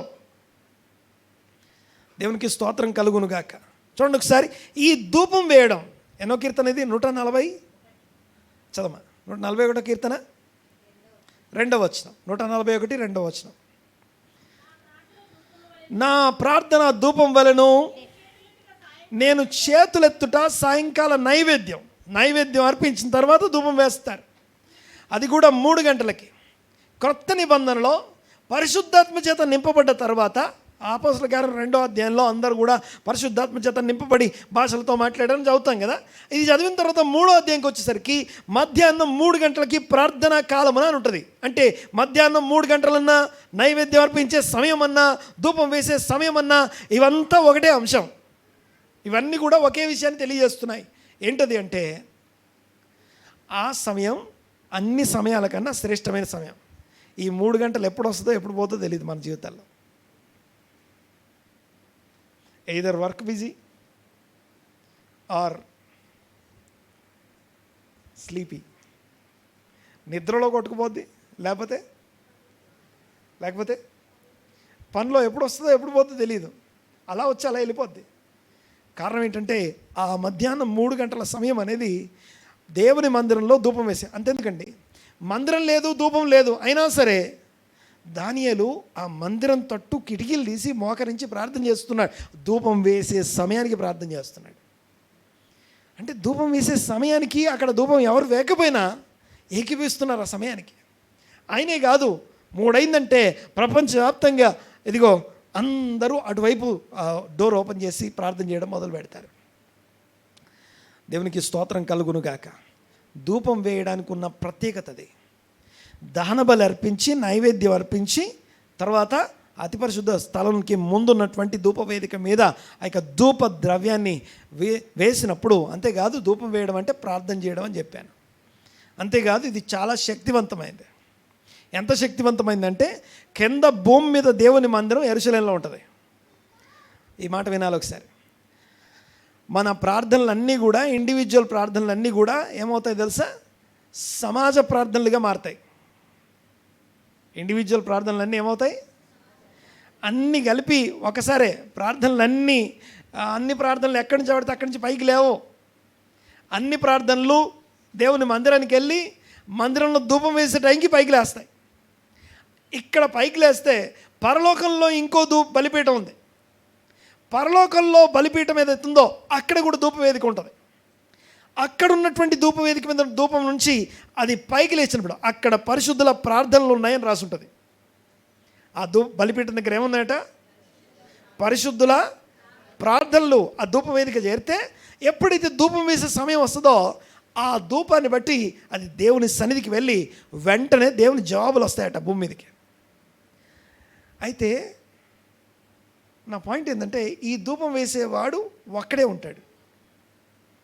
అది అహరోను కుటుంబానికి సంబంధించిన వాడై ఉండాలి. ఎందుకని గమనించండి ఒకసారి. మన స్టోరీలోకి వెళ్ళిపోదాం. పాయింట్ ఏంటంటే ఇప్పుడు మన కొత్త నిబంధన చదివేటప్పుడు లూకాసు వార్త చదివేటప్పుడు ఏమని ఉంటుంది? అబియా తరగతికి చెందిన అని ఉంటుంది. అబియా తరగతికి చెందిన జకర్యా. ఈ జకర్యా ఎవరైనా కేర్ ఆఫ్ అడ్రస్ ఏం చెప్తారు? ఎవరా జకర్యా? అయ్యో, పరిచయం ఉన్న వాళ్ళకి రిలేట్ చేస్తే సరిపోద్ది. బాప్తిసం ఇచ్చి యోహాను తండ్రి. ఈ బాప్తిసం ఇచ్చి యోహాను తండ్రి ఈయన అబియా తరగతికి చెందిన వాడట. దావీదు ఏం చేశాడంటే ఈ అహరోను కుమారులందరినీ 24 తరగతులుగా డివైడ్ చేసి, ఎన్ని తరగతులు? 24 తరగతులుగా డివైడ్ చేసి ఒక్కొక్క తరగతి వాళ్ళు 15 రోజులకు ఒకసారి ధూపం వేయాలి. అందులో ఈయన తరగతి క్రమం చొప్పున ఈయన ధూపం వేయడానికి లోపలికి వచ్చాడు. 15 రోజులు ధూపం వేస్తాడు ఈయన. ఎవరు అంటే జకర్యా తర్వాత నెక్స్ట్ వచ్చేయని ఎవరు? యోహాను. అంటే బాప్తిసం ఇచ్చి యోహాను అరణ్యంలో కాదు ఉండాల్సిన వాడు, దేవుని సన్నిధిలో ధూపం వేసే అహరోను కుటుంబానికి సంబంధించిన వాడు. అర్థమవుతుందని మాట్లాడి సరే. ఇదంతా ఎందుకు చెప్తున్నానంటే అహరోను దగ్గరికి వెళ్ళిపోదాం. అహరోను ఎలాంటి వాడు, అహరోను ధూపం యొక్క విలువ మాట్లాడుకుంటున్నా. ఈ రోజున అది మనకు నేర్పించే పాఠం ఏంటి? ఇన్ఫర్మేషన్ కోసం మాత్రమే చదువుకోవట్లేదు మనం. తెలియని సంగతులు తెలుసుకోవడం కోసం మాత్రమే ఈ వాక్యాలన్నీ వినడం, చదవడం. దీనివల్ల ఏం నేర్చుకున్నాము అని అడిగితే గమనించండి ఒకసారి. నేను డైరెక్ట్గా ఏమంటే కొన్ని విషయాలు ఇక్కడ మీకు ఫాస్ట్గా కొన్ని లెసన్స్, పాఠాలు మాట్లాడుకొని ముందుకు వెళ్ళిపోదాం, ప్రార్థనలోకి వెళ్ళిపోదాం. మొదటి విషయం ఏంటంటే అహరోను ఎలాంటి టైంలో నిలబడ్డాడు, ఎవరి కోసం నిలబడ్డాడు. ఇప్పుడు మనల్ని ద్వేషించే వాళ్ళకి ఏదైనా కొంచెం నష్టం జరిగింది అనుకుందాం, లోపల ఎలా ఉంటుంది? మిమ్మల్ని ఎవరో ఒక మాట అన్నాడు, పక్క పోయి కింద పడ్డాడు, ఏమవుద్ది? మీకేమవుద్ది లోపల? హ్యాపీయా? దాన్ని ఈవిల్ అంటాం. Okay, we're not suppose to celebrate our enemies defeat. వాళ్ళ ఓటమిని మనం సెలబ్రేట్ చేసుకోవద్దు. ఇశ్రాయేలీలు సెలబ్రేట్ చేసుకోరు. ఇశ్రాయేలీలు they don't celebrate their enemies defeat. శత్రువులు ఓడిపోతే సెలబ్రేట్ చేసుకోరు వాళ్ళు. అది ఈవిల్. అది అలాంటిది ఎవరన్నా మనం ద్వేషించే వాళ్ళు కొద్దిగా ఇబ్బంది పెడితేనే మనం పొంగిపోతాం. వాళ్ళకి ఏమైనా జరగాలని కోరుకుంటూ ఉంటాం లోపల. నన్ను అని వెళ్ళిపోయాక కదా ఏదో ఒకటి అవుద్ది అని ఎదురు చూస్తుంటాం. అలాంటి చోట వాళ్ళ కోసం నిలబడి ప్రార్థన చేస్తామా? మనం చేయమేమో, కానీ అహరోను అనేవాడు చేస్తాడు. అహరోను ప్రార్థన చేస్తాడు. ఎంత ప్రార్థన అంటే, వాళ్ళు చనిపోతే పోనీ ఇల్లు అనుకోవాలా, లేదు వాళ్ళు చనిపోకూడదు. ఎందుకంటే దేవుని చిత్తానికి వాళ్ళు చనిపోవడం కరెక్ట్ కాదు, వాళ్ళు నశించిపోవడం కరెక్ట్ కాదు. దేవుడు అరణ్యంలో నాశనం చేసిన వారు అనే పేరు దేవునికి రావడం వాళ్ళకి ఇష్టం లేదు. మళ్ళీ చెప్తాను, దేవుడు కృపగలవాడు. కృప కలిగిన దేవుడు, ఆ కృప కలిగిన దేవుని కృప మన జీవితంలోకి రావాలంటే మన కొరకు భూమి మీద ధూపం వేసే వాళ్ళు ఉండాలి, ప్రార్థన చేసే వాళ్ళు ఉండాలి. కానీ క్రైస్తవ్యం ఎలా అయిపోయిందంటే ఈరోజు రేపు ఏ కనెక్షన్ ఉండదు. యూనో, మీరు రోజు చదువుతున్నారంటే ఏమవుతున్నారో తెలుసా? మీరు ఇందాక అన్నాను నేను, సార్వత్రిక సంఘముతో ఐక్యత కలిగి ఉంటున్నారు. ఏ సంఘంతో? నాట్ ఓన్లీ శాలం కాన్వెంట్ చర్చ్, మన సంఘంతో మాత్రమే కాదు, మన సహవాసాలన్నిటితో మాత్రమే కాదు, సార్వత్రిక సంఘముతో ఏకీభవిస్తున్నారు. ఎందుకు అని చెప్పమంటే ఎంతసేపు చెప్పంటే అంతసేపు చెప్తాను నేను. తర్వాత ఇలా చదువుమని మనకు ఆజ్ఞాపించబడింది, ఇలా చదువుమని, ఇలా నేర్చుకోమని, ఇలా ధ్యానించమని మనకు ఆజ్ఞాపించబడింది. అది మా సంఘంలో ఉన్న క్రైస్తవులకి ఆజ్ఞాపించబడింది అది. తర్వాత పాయింట్ ఏంటంటే, అలా ఐక్యత కలిగి ఉండుట, ఐక్యతకు విరోధంగా ఉండమని, you don't need anybody to pray for you. ఎవరి ప్రార్థనలు అవసరం లేదు. We don't need any pastor. మాకే పాస్టర్ అక్కర్లేదు, మాకే సహవాసం అక్కర్లేదు, ఏ మధ్యలో ఇంకెవరు వద్దు మాకు. వాళ్ళు అంటారు, ఇక్కడ ఉన్న వాళ్ళందరూ పరిశుద్ధులు, మేము పరిశుద్ధులే, మీరు పరిశుద్ధులే, మీరు యేసుప్రభు రక్తం చేత కడుగబడ్డారు, పరిశుద్ధులయ్యారు, మేము కూడా కడుగబడ్డాం, పరిశుద్ధులమయ్యాం, మీరు యాజకులే, మేము యాజకులమే, అందరం పాస్టర్లమే. మళ్ళీ మాకు ఇంకెవరు ప్రార్థన అక్కర్లేదు, ఇంకెవరు నా కోసం ప్రార్థన చేసే వాళ్ళు అక్కర్లేదు, నాకెవరు టీచర్ అక్కర్లేదు. మళ్ళీ చెప్తాను, ఈ మాట గమనించండి ఒకసారి. దేవుని కృప మన జీవితంలోకి రావడానికి మధ్యలో మధ్యవర్తిత్వం అనేది ఉండాలి. వాక్యం చెప్తుంది, 1 తిమోతి పత్రికలో రాస్తుంది. ఏమని రాస్తుందండి? 2వ అధ్యాయం 5వ వచనంలో, దేవుడు ఒక్కడే, మనుషులకు దేవునికి మధ్యలో మధ్యవర్తి ఒక్కడే, ఆయన క్రీస్తు యేసును నరుడు. ఆయన ఎలాగా 100% మ్యాన్ 100% గాడ్ అయి ఉన్నాడో, ఆయన ఎలాగ మధ్యలో నిలబడ్డాడో, ఈ భూమి మీద మధ్యలో నిలబడే నరుడు ఒకరు కావాలి మనకి. తర్వాత గమనించండి ఒకసారి, ఇక్కడ అహరోను ఎలా నిలబడ్డాడో ఆయన అలాగే నిలబడ్డాడు. అంతేకాదు, దేవుని కృప మన జీవితంలోకి రావడానికి మధ్యలో నిలబడే మధ్యవర్తిత్వం ప్రాముఖ్యమైంది. తర్వాత ఆ కృప మన జీవితాలకి ఆశీర్వాదకరంగా మనకు రావడానికి, ఈరోజు మనం క్షేమంగా ఉన్నామంటే, ఇందాక నేను అన్నాను, అహరోను మరియు యాజకులు ప్రతిరోజు మందిరంలో చేసే ధూపము, లేకపోతే ఆ యొక్క మందిర సేవ ఏదవుతుందో దాన్ని బట్టి అరణ్యంలో ఇశ్రాయేల్ ఎలా ఉన్నారట? క్షేమంగా ఉన్నారు. ఇశ్రాయేళ్ల సరిహద్దులు కాపాడబడుతున్నాయి. ఇశ్రాయేల్ యొక్క పొలిమేరలు, పాలెం యొక్క పొలిమేరలు కాపాడబడుతున్నాయి. అయితే గమనించండి, ఎప్పుడైతే కోపం రగులుకుందో, ఆ యొక్క తెగులు లోపలికి వస్తుంటే ఈ యొక్క మరణ దూతను ఎదిరిస్తూ వెళ్ళి నిలబడుతున్నాడు. ఒంటిగా నిలబడలేదు, ఆయన ధూపంతో నిలబడుతున్నాడు. ధూపం పట్టుకొని మరణ దూతనైనా ఎదిరించవచ్చు. మరణం తప్పించుట యెహోవా వశం అని ఉంటుంది. అలాంటి మరణం తప్పించే దేవుణ్ణి కూడా ఆ మరణదూత ఆజ్ఞకు పొందుకొని వచ్చుండొచ్చుగాక, ఆ మరణదూతను కూడా ఎదిరించి నిలబడుతున్నాడు. అది కూడా ఎప్పుడు? ఎవరైతే తమని విరోధంగా, తమని లేకుండా చేద్దామని, వీళ్ళు మాకు అవసరం లేదంటున్నారో, మేము అవసరం లేదు అనుకునే చోట మనం ఉండనే ఉండం. అవసరం లేని చోట ఎందుకుంటాం? మనల్ని వద్దనుకున్న చోట ఎందుకుంటాం? కానీ ఆ వద్దనుకున్న, అవసరం లేదు అనుకున్న చోట వారి కోసం విజ్ఞాపన జరుగుతూ ఉంది, వారి కోసం మధ్యవర్తిత్వం జరుగుతూ ఉంది. ఓకే, మొదటి పరీక్ష ధూప పరీక్ష అయితే, రెండో పరీక్ష భూకంప పరీక్ష. యూనో, భూమి కంపించి నెరవిడిచి వాళ్ళని మింగాలి. ఎవరిని? ఓకే, యూనో, దాతాను, అవిరాము మరియు కొరహు, ఈ ముగ్గురు వాళ్ళని మందిరం దగ్గరికి రమ్మని మోషే ఆహ్వానించాడు. మోషే ఆహ్వానిస్తే వాళ్ళు అన్నారట, దాతాను అవిరాము అన్నారట, మేము రాము అన్నారట. ఏమన్నారు వాళ్ళు? మేము రాము, మేము రాము అన్నారట. అంటే మోషే ఏం చేశాడు తెలుసా? మోషే వచ్చి వాళ్ళ దగ్గరికే వచ్చాడు, వాళ్ళ గుడారం దగ్గరికి ఆయన వచ్చాడు. వాళ్ళ గుడారం దగ్గరికి ఆయన వచ్చి అప్పుడు మాట్లాడుతున్నాడు, అందరికీ జరిగినట్టు, ఎప్పుడు జరిగినట్టు నార్మల్గా జరగొద్దు. ఇక్కడ ఎవరైతే ఇక్కడ ఒక విషయాన్ని మీకు జ్ఞాపకం చేస్తాను. ఎందుకు అహరోను అన్న దగ్గర ఇంకొక విషయాన్ని మీకు ఇక్కడ జ్ఞాపకం చేస్తాను. తన్ను తాను తగ్గించుకున్నవాడు. బైబిల్లో ఇలా రాస్తుంది, యోబు గ్రంథంలో ఈ మాట ఉంది. ఒక మాట ఏమన్నా తెలుసా? భూమి శూన్యంలో వేలాడుతుందట. అనండి ఒకసారి. భూమి శూన్య మండలంలో ఉందట, శూన్యంలో వేలాడుతుంది అని రాస్తుంది. మనం అనుకుంటాం నిజంగానే సైంటిఫిక్గా ఆలోచిస్తాం, భూమి శూన్యంలో వేలాడుతుందని. ఇప్పుడు అదే భూమి నెరవిడిచి వీళ్ళని మింగాలి. ఇక్కడ వినండి ఒకసారి. ఆ భూమి శూన్య మండలం మీద వేలాడుతుంది అనే హీబ్రూ పదానికి, శూన్యము అనే హీబ్రూ పదానికి కరెక్ట్ మీనింగ్ ఏంటంటే, దాని డెఫినేషన్ ఏంటంటే, తనని తాను ఎవరైతే శూన్యపరచుకుంటారో, తనని తాను అంటే ఐఎమ్ నథింగ్, నేనే పాటి వాడను, మేమే పాటి వారము, నాకు యోగ్యత లేదు, నాకు అర్హత లేదు, తనని తాను తగ్గించుకుంటాడు కదా, అలాంటి వారి మీద భూమి ఆధారపడిందట.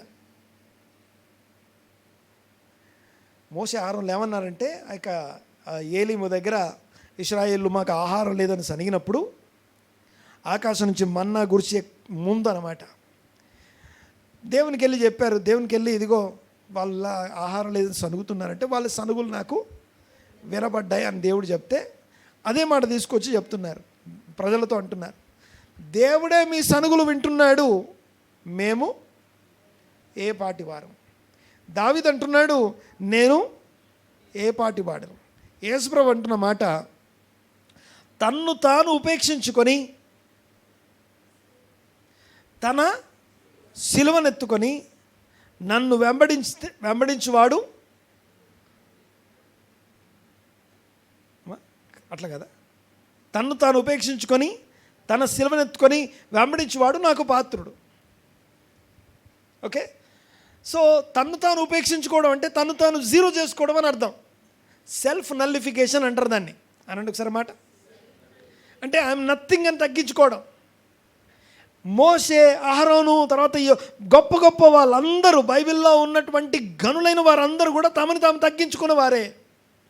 తమని తాము తగ్గించుకున్న వారిని దేవుడు హెచ్చించాడు. యెహోవా ఒకని హెచ్చించును, యెహోవా ఒకని తగ్గించును. అయితే తన్ను తాను తగ్గించుకొని వాడు హెచ్చించబడతాడు, తను తాను హెచ్చించుకొని వాడు తగ్గించబడతాడు. గమనించండి ఒకసారి. పాయింట్ ఏంటంటే, ఈ మోషే అహరోనులు ఎలాంటి వాళ్ళు అంటే తమని తాము నల్లిఫికేషన్, సెల్ఫ్ నల్లిఫికేషన్, తగ్గించుకునేవారు. కోరహు తనని తాను హెచ్చించుకొని నాకు రావాల్సింది నాకు రాలేదంటాడు, నాకు గుర్తింపు రావాల్సినంత అందట్లేదు అంటాడు, నాకు రావాల్సినంత అందట్లేదు. దేవునికి స్తోత్రం కలుగునుగాక. ఏదైనా బ్యాడ్ న్యూస్ విన్నప్పుడు ఏమైనా ప్రార్థన చేయాలి?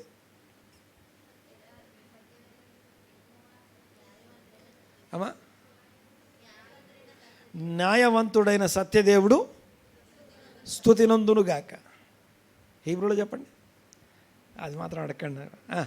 బరూక్ దయాను హా ఎమెత్, హా ఎమెత్, బరూక్ దయాను హా ఎమెత్ అంటే దేవుడు సత్యవంతుడు, దేవుడు న్యాయవంతుడు, నాకు ఏది ఇవ్వాలో అదే ఇచ్చాడు. ఏదైనా బ్యాడ్ న్యూస్ విన్నప్పుడు, ఏదైనా బ్యాడ్ థింగ్ జరిగినప్పుడు చేసిన ప్రార్థన అదే యోబు చేస్తున్నాడు. ఆ ప్రార్థనే యోబు చేస్తున్నాడు. ఏమన్నాడు? యెహోవా ఇచ్చను. అది ఊరికే అన్న మాట కాదు, ఆ మాటకి అట్మాస్ఫియర్, ఆ మాట యొక్క అట్మాస్ఫియర్ని, ఆ పరిస్థితిలోకి వెళ్ళి చూస్తే అర్థమవుతుంది. 10 మంది పిల్లల్ని ఎదురుగా శవాల్ని పెట్టుకొని ఆయన అంటున్నాడు, యెహోవా ఇచ్చిన, యెహోవా తీసుకొను, ఆయన నామునకే స్తుతి కలుగునుగాక. ఆమేన్. గమనించండి ఒకసారి. నా పాయింట్ ఏంటంటే, ఇక్కడ ఈ మోషే అహరోన్లు తమని తాము సెల్ఫ్ నల్లిఫై చేసుకున్నారు. ఎవరేమన్నా మోకాల మీద పడిపోతారు, ఎవరేమన్నా సాగిల పడిపోయేవాళ్ళు. అలాంటి సెల్ఫ్ నల్లిఫై చేసుకున్నటువంటి తమని తాము ఉపేక్షించుకున్నటువంటి వాళ్ళు, వీళ్ళ మీద ఏముందట? భూమి ఆధారపడుతుందట. అంటే సెల్ఫ్ నల్లిఫై చేసుకొని దేవుని సన్నిధిలో తమను తాము కుమరించి ప్రార్థించే వాళ్ళు ఎవరైతే ఉన్నారో వాళ్ళను బట్టి భూమి ఇంకా స్థిరంగా ఉందన్నమాట. అంటే భూమి సరిగ్గా తిరుగుతుంది అని అర్థం. భూమి వేలాడుతుందట. ఎక్కడుంటుందో తెలుసా ఈ మాట?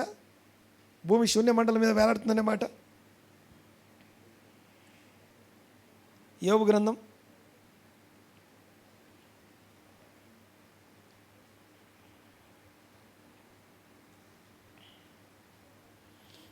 26:7. ఆయన తన మేఘములో శూన్య మండలము పైని ఉత్తర దిక్కుననున్న ఆకాశ విశాలమునను ఆయన పరచెను, శూన్యము పైని భూమిని వేలాడదీశాను. యాక్చువల్గా శూన్యం పైన వేలాడదీశాను అనే మాటని చదివేటప్పుడు ఎలా చదవాలంటే, తమని తాము శూన్యపరుచుకున్న వారి మీద భూమి ఆధారపడి ఉంది అని అర్థం. వాళ్ళు ప్రార్థనలు చేస్తున్నారు కాబట్టి ఇంకా ప్రశాంతంగా ఉన్నాం. తమని తాము ఉపేక్షించుకొని మోసేలాగా, అహరోన్లాగా ప్రార్థన చేసే వాళ్ళు ఉన్నారు కాబట్టి భూమి స్థిరంగా ఉంది. అయితే తమని తాము హెచ్చించుకునే వారి కోసం ఆశీర్వాదాలు శాపాలు లిస్ట్ ఉంటుంది ద్వితీయోపదేశ కాండంలో. ఏమనుంటుందో తెలుసా?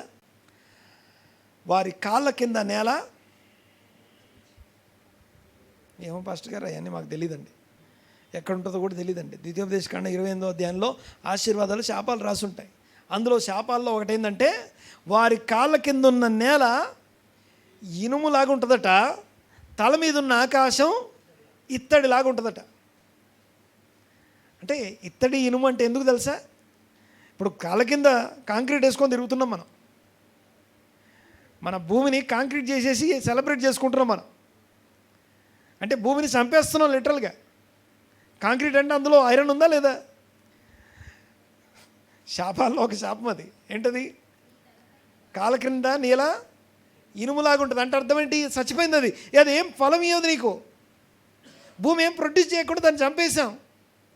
భూమిని ప్రొడ్యూస్ చేయకుండా, భూమి దాని ఫలం ఇవ్వకుండా, ఫలం ఇచ్చేదాన్ని చంపేసి, అంటే కాళ్ళ కింద నేల ఇనుము వలెను, తల మీద ఆకాశం ఇత్తడి. అంటే అర్థం ఏంటంటే పైనుంచి వచ్చి రావాలిగా, అవి కూడా రాకుండా అడ్డం పెట్టాం. శాపాల్లో ఒక శాపం అది. చదవమ్మా. నీ తలపైని ఆకాశము ఇత్తడి వలె ఉండును. రెఫరెన్స్ చెప్పాలి. 28:23 28:23 అట ద్వితీయోపదేశ కాండం. తర్వాత నీ తలపైని ఆకాశము ఇత్తడి తలపైన ఆకాశం ఇత్తడి వలెను, నీ క్రిందనున్న నేల ఇనుము నీ వలె ఉండును. క్రిందనున్న నేల ఇనుము వలె ఉండును. చాలమ్మా. అది శాపాల్లో లిస్ట్. అదంతా కూడా 68 వచనాల్లో 54 వచనాల శాపాలు అవి. ఓకే, ఎందుకు ఈ శాపాలు తెలుసా? దేవుని ఆజ్ఞలు అనుసరించని వారి కోసం నియమించబడ్డ శాపం. నువ్వు అనుసరించకపోతే, దేవునికి మర్యాద ఇవ్వకపోతే, దేవుని అనుసరించకపోతే ఇవి మీ మీదికి వస్తాయి అని రాస్తాడు. అదే ముందేమో 1వ వచనంలో ఏముంటుందంటే, ఈ ఆజ్ఞలన్నీ మీరు అనుసరించినప్పుడు ఈ దీవెనలన్నీ మీ మీదికి వచ్చి మీకు ప్రాప్తించును. These blessings come up on you and overtake you అంటాడు. ఈ దీవెనలన్నీ మీ మీదికి వచ్చి మీకు అంటుకొని మీ మీదికి వచ్చి మిమ్మల్ని ఓవర్టేక్ చేస్తాయట, మిమ్మల్ని టేక్ ఓవర్ చేస్తాయట అవి దీవెనలు, ఆజ్ఞలు అనుసరించినప్పుడు. అయితే నా పాయింట్ ఏంటంటే, తనని తాను ఉపేక్షించుకుని వాని మీద భూమి ఆధారపడింది. ఆశీర్వదించబడిన వానికేమో భూమి ఫలమిస్తుంది, ఆకాశం వర్షమిస్తుంది. తర్వాత ఎవరైతే శాపగ్రస్తులై ఉన్నారో వారి కాళ్ళ కింద నేల ఇనుములాగుంది, తల మీద ఆకాశం ఇత్తడిలాగుంది. అయితే ఇప్పుడు తనని తాను హెచ్చించుకొని దేవుని యొక్క సిస్టమ్ని, దేవుని యొక్క ప్రోటోకాల్, ఆర్డర్ని వద్దు అని రిజెక్ట్ చేసేవాడిని భూమి నెరవిడిచి మింగుతుంది. పాతాళము నోరు తెరిచి దాన్ని వాళ్ళని ప్రాణాలతోనే మింగేసింది. ఇది సెకండ్ టెస్ట్. ఆ టెస్ట్ అహరోన్ని క్వాలిఫై చేస్తుంది, మోషేను క్వాలిఫై చేస్తుంది. ఆమె అనండి గట్టిగా హల్లెలూయా. నేను మాట్లాడేది అర్థమవుతుంది కదా. సో ఒకటి, అహరోను ఎక్కడ నిలబడ్డాడు అంటే మరణదూతకు ఎదురుగా నిలబడ్డాడు. అహరోను ఎవరికి పక్షంగా నిలబడ్డాడంటే తన మీద విరోధంగా మాట్లాడే వాళ్ళ పక్షంగా నిలబడ్డాడు. విజ్ఞాపన చేసే వారిని కాపాడడానికి నిలబడ్డాడు. అంతేకాకుండా దేవుని చిత్తం నెరవేర్చడానికి నిలబడ్డాడు. ధూపం వేస్తూ నిలబడ్డాడు. అది అహరోనుకు మాత్రమే సాధ్యం. తన్ను తాను ఉపేక్షించుకొని ఆ పని చేస్తున్నాడు కాబట్టి దేవుడు ఆయన్ని హెచ్చిస్తున్నాడు. అంతేకాదు, ఈ మోషే అహరోన్లు వారి యొక్క ఆత్మీయ జీవితాన్ని బట్టి ఇశ్రాయేలీలు దీవించబడ్డం, నడిపించబడ్డం మాత్రమే కాదు, అలా తమని తాము శూన్యపరచుకున్న వారిని బట్టి వారి మీద నేల ఆధారపడి ఉంది. అదే తమని తాము హెచ్చించుకునే వారు ఎక్కడుంటారు? భూగర్భంలో పాతాళంలో ఉంటారు. చివరిగా ఆ యొక్క కర్రలు తీసుకొస్తే కర్ర ఏమైందట, చచ్చిపోయినటువంటి కర్ర చిగురించిందట, పూత పూసింది, బాదం కాయలు కాసింది. బాదం కాయలు ఎందుకు కాసింది అని అడిగితే అది అహరోను యొక్క క్వాలిటీని తెలియజేస్తుంది. అహరోను యొక్క క్వాలిటీని తెలియజేస్తుంది. ఏంటి ఆ క్వాలిటీ? ఈ బాదం కాయలు కాయడం అంటే అర్థం ఏంటి? బాదం కాయల్ని, ఆ బాదం అనే మాటకి హీబ్రూలో షకెద్ అంట. షకెద్ అనే మాటకి కరెక్ట్ మీనింగ్ ఏంటంటే స్టూడెంట్ మైండ్ అని అర్థం, శిష్యత్వ మనస్సు అని అర్థం. ఓకే, పాత వీడియోలు ఉంటాయి, చూడండి ఒకసారి. అహరోను చేతికర్ర చిగురించడం వెనకాల అహరోను క్యారెక్టర్ని తెలియజేస్తుంది.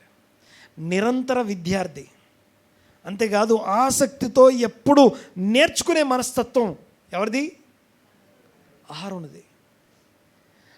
అంటే కోరహు రిజెక్ట్ చేసిన అహరోను ఎలాంటి వాడంటే, అహరోను నేర్చుకోవడానికి తను ఎవరి మీద ఒకరి మీద ఎప్పుడూ ఆధారపడేవాడు. అహరోను ఎప్పుడు కూడా ఆధారపడ్డాడు అని తెలియజేయడానికి, ఇప్పుడు అది చిగురించింది అంటే ఓకే, చిగురించిందట, పూత పూసిందట, బాదం కాయలు కాసిందట ఒక రాత్రే. అసలు చిగురించి పూత పోయడం, కాయలు కాయడం అనేది మిరాకిల్ అయితే, మరి అందులో బాదం కాయలే ఎందుకు కాసిందంటే అహరోను క్యారెక్టర్ తెలియజేస్తుంది. వై అహరోను అంటానికి ఇవన్నీ కారణాలు. So finally this is our challenging task. ఈరోజు మన కోసం ప్రభువైన యేసుక్రీస్తు యొక్క ప్రేమను బట్టి మనము తృణీకరించినా, మనం వద్దన్నా, మనం పట్టించుకోకపోయినా, మనం కాదన్నా, మనం ఏమాత్రం రెస్పాండ్ కాకపోయినా ఆయన ప్రేమ నుంచి మనల్ని ఎవరు ఎడబాపలేరు. ఆ ప్రేమను బట్టి ఆయన ఏం చేస్తున్నాడట? విజ్ఞాపన చేస్తున్నాడు. నిరంతరం విజ్ఞాపన చేస్తున్నాడు కాబట్టి మనం మంచిగా ఉన్నాం ఈరోజు. ఆమెనండి గట్టిగా. అలాంటిది మన నుంచి కోరబడే అంశం ఏంటంటే, ఫైనల్గా రాజులని యాజక సమూహంగా ఉండటానికి, ఇంకొకరి కొరకు విజ్ఞాపన చేయడానికి మనము రక్తం నుంచి కొనబడ్డాం. అయితే అలా కొనబడిన నువ్వు నేను ఎంతమంది కోసం ప్రార్థన చేస్తున్నావు? విజ్ఞాపన ప్రార్థనలో ఎంతవరకు నీ సమయం పెడుతున్నావు? షాలం కాన్వెంట్ చర్చ్ సంఘంలో ఆరాధనలు ఓన్లీ ఆదివారం 4 ఆరాధనలే కాదు, ప్రతిరోజు ఆరాధన ఉంటుంది. ఎప్పుడు? ఎన్ని గంటలకి? Morning 5 to 6:30. ఓకే, ప్రతిరోజు ఉంటుంది. జాయిన్ అవ్వడానికి ప్రయత్నం చేయండి, జాయిన్ అవ్వడానికి. కానీ అంతేకాదు, ఆ రోజు పొద్దున స్టార్ట్ అవ్వడమే దేంతో స్టార్ట్ చేస్తాం తెలుసా? ఏం చేయడంతో? గట్టిగా విజ్ఞాపన ప్రార్థనతో మొదలు పెడతాం. ఎంతసేపు విజ్ఞాపన? 1 hour విజ్ఞాపనతో మొదలవుతుంది. ధూపం వేయడంతో మొదలవుతుందండి. అండ్ ఆ రోజుకు ఒక అంశం ఉంది ప్రార్థన చేయడానికి, ఎత్తి పట్టుకోవడానికి ఒక అంశం ఉంది. ఎవరు వచ్చినా రాకపోయినా గడిచిన 7 సంవత్సరాలుగా ఏ రోజు ఆగలేదు. తర్వాత దానికోసం జూమ్ ఇయర్లీ పేమెంట్ ఉంటుంది.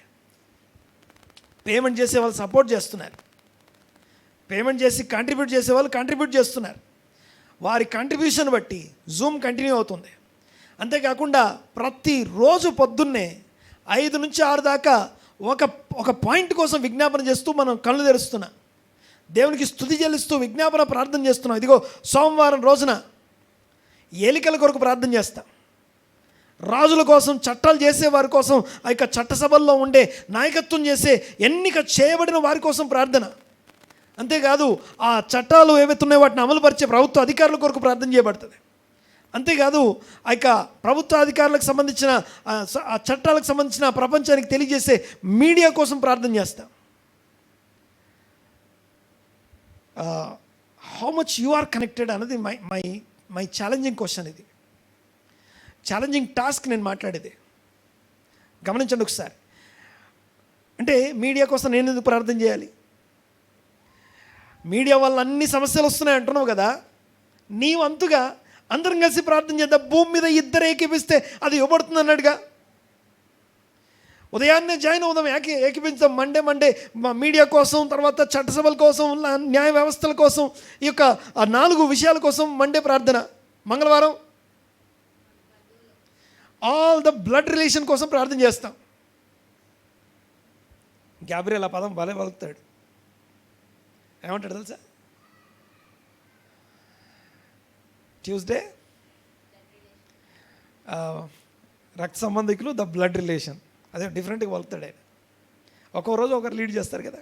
తర్వాత బ్లడ్ రిలేషన్ అంటే నీ చుట్టాలు, నీ బంధువులు లిస్ట్ అంతా రాసుకుంటావు. ఆ రోజు మీ అమ్మ వైపున లిస్ట్ రాస్తావు, మీ నాన్న వైపున లిస్ట్ రాస్తావు, మీ స్పౌజ్ వైపున లిస్ట్ రాస్తావు, అందరి వైపున లిస్ట్ రాస్తావు. ఎంత రాస్తావు, ఎంత రాసిపెట్టు. మంగళవారం మొత్తం దానికోసం ప్రార్థన. బుధవారం నేబర్ కోసం, నేబర్ డే. అంటే చిన్నప్పటి నుంచి నీ కోసమే, నీ పక్కన కూర్చుని నీ ఫ్రెండ్స్ ఎవరైతే ఉన్నారో ఎవరిని మర్చిపోవు కదా, వాళ్ళని నీ పక్కనే ఎందుకు పెట్టాడు దేవుడు? ఇప్పుడు ప్రార్థన చేయడానికి, వాళ్ళని కోసం చేతులు ఎత్తడానికి, ఆహారం లాగా అడ్డం నిలబడడానికి. ఓకే, ఆల్ ద నైబర్స్, నువ్వు ఉండే అపార్ట్మెంట్లు ఎంతమంది ఉన్నారు, నువ్వు ఉండే కాలనీలు ఎంతమంది ఉన్నారు, సో నీ ఇరుగు పొరుగు వాళ్ళు, తర్వాత నీ చిన్నప్పటి నుంచి ఉన్నటువంటి నీ ప్రాణ స్నేహితులు, నీ ఫ్రెండ్స్ ఎవరైతే ఉన్నారో వాళ్ళు ఎవరు, ఎలాంటి వాళ్ళ సంగతి, ఆ తర్వాత సంగతి, వాళ్ళ కోసం అడ్డం నిలబడాలి. ఇంకోటి, ఈ మరణ దూతకి అడ్డం నిలబడడం అంటే అర్థం ఏంటంటే ఈ కృప వీళ్ళకి ఇచ్చేసి వెళ్ళిపోవడం మాత్రమే కాదు. పశ్చాత్తాపం, మారు మనస్సు అనేది కృప యొక్క ఎక్స్పెక్టెడ్ ఫలితం. అది దీర్ఘశాంతం ఎందుకు అంటే, దీర్ఘశాంతం ఎందుకు? అంతటను అందరూ మారు మనసు పొందడానికి, ఆ మారు మనసు పొందడానికి దీర్ఘశాంతం కృప ఉంది. కృప యొక్క ఉద్దేశం ఏంటంటే పశ్చాత్తాపం, మారు మనస్సు. ఎలా ఉన్నావు అలాగే దాచిపెట్టడానికి కాదు. ఇప్పుడు వాళ్ళ కోసం ప్రాయశ్చిత్తం చేశాడు అహరోన్ అంటే ఇక వాళ్ళకి నెక్స్ట్ ఏ మరణం వాళ్ళ దగ్గరికి రాదని కాదు. ఇప్పుడు ఆపర్చునిటీ ఇవ్వబడింది, మరణం పోస్ట్ పోన్ అయింది వాళ్ళకి. అర్థమవుతుందని మాట్లాడేది. పశ్చాత్తాపడి మారు మనసు పొందడం కోసం పోస్ట్ పోన్ చేయబడింది. అందుకే దేవుడు పదే పదే మోసే ఆహారంలో దేవుని సన్నిధిలో సాగిలపడేది. అది బుధవారం కోసం. గురువారం కోసం సంఘ విద్రోహుల కోసం, సంఘానికి వ్యతిరేకంగా ఉండేవారి కోసం, సంఘానికి విరోధంగా పనిచేసే వ్యవస్థలు, వ్యక్తులు, వీటన్నింటి కోసం ప్రార్థన. శుక్రవారం దైవజనులు అందరి కోసం, అన్ని పాస్టర్లు, అన్ని మినిస్టర్ల కోసం, నీకు తెలిసిన పాస్టర్లు అందరి కోసం ప్రార్థన చేస్తాం. శనివారం రోజు ప్రవచనాల నెరవేర్పుల కోసం, యెరూషలేము కోసం, ఇశ్రాయేలు రక్షణ కోసం, ఇశ్రాయేలుతో అంటుకట్ట సత్య సువార్త ప్రకటించబడి ప్రవచనాలు నెరవేర్చబడడం కోసం ప్రార్థన. ఇది వారమంతా ప్రార్థన. విజ్ఞాపనలు చేయడానికి విజ్ఞాపన అంశాలు ఉన్నాయి, విజ్ఞాపన చేయడానికి మనకు ఆపర్చునిటీస్ ఉన్నాయి. ఏమి లేని దగ్గర ఆహారం నిలబడ్డాడు. This is my challenging task. మీ అందరి ముందు పెడతా ఉన్నాను. నువ్వు ద్వేషించే వారి కోసం నువ్వు ఎంత ప్రార్థన చేస్తావు? లిస్ట్ రాసుకొని వాళ్ళ కోసం చేతులు ఎత్తడానికి ఆహారంలో శిష్యునిగా ఉంటావా, కొరాహు శిష్యునిగా ఉంటావా? కొరాహు శిష్యుని అయితే ఏమవుతుందో తెలుసా? నీ కాళ్ళ కింద నేల నీకు సపోర్ట్ చేయదు, కాళ్ళ కింద నేల నీకు సపోర్ట్ చేయదు. అదే అహరోను శిష్యును అయినా అనుకో, నేల నీ మీద ఆధారపడుతుంది. అందరం లేచి పెడదాం. ఒకసారి తలలు వంచి కళ్ళు మూసుకొని ప్రార్థన చేద్దాం. దేవునికి స్తోత్రం చెల్లిద్దాం. అందరం లేచి పెడదాం. మీరు ఆలస్యంగా వచ్చారు, నేను ఆలస్యం చేస్తున్నా. మీరు ముందు నుండి నేను సమయాన్ని ముగిస్తాను. తలలు వంచి కళ్ళు మూసుకుందాం.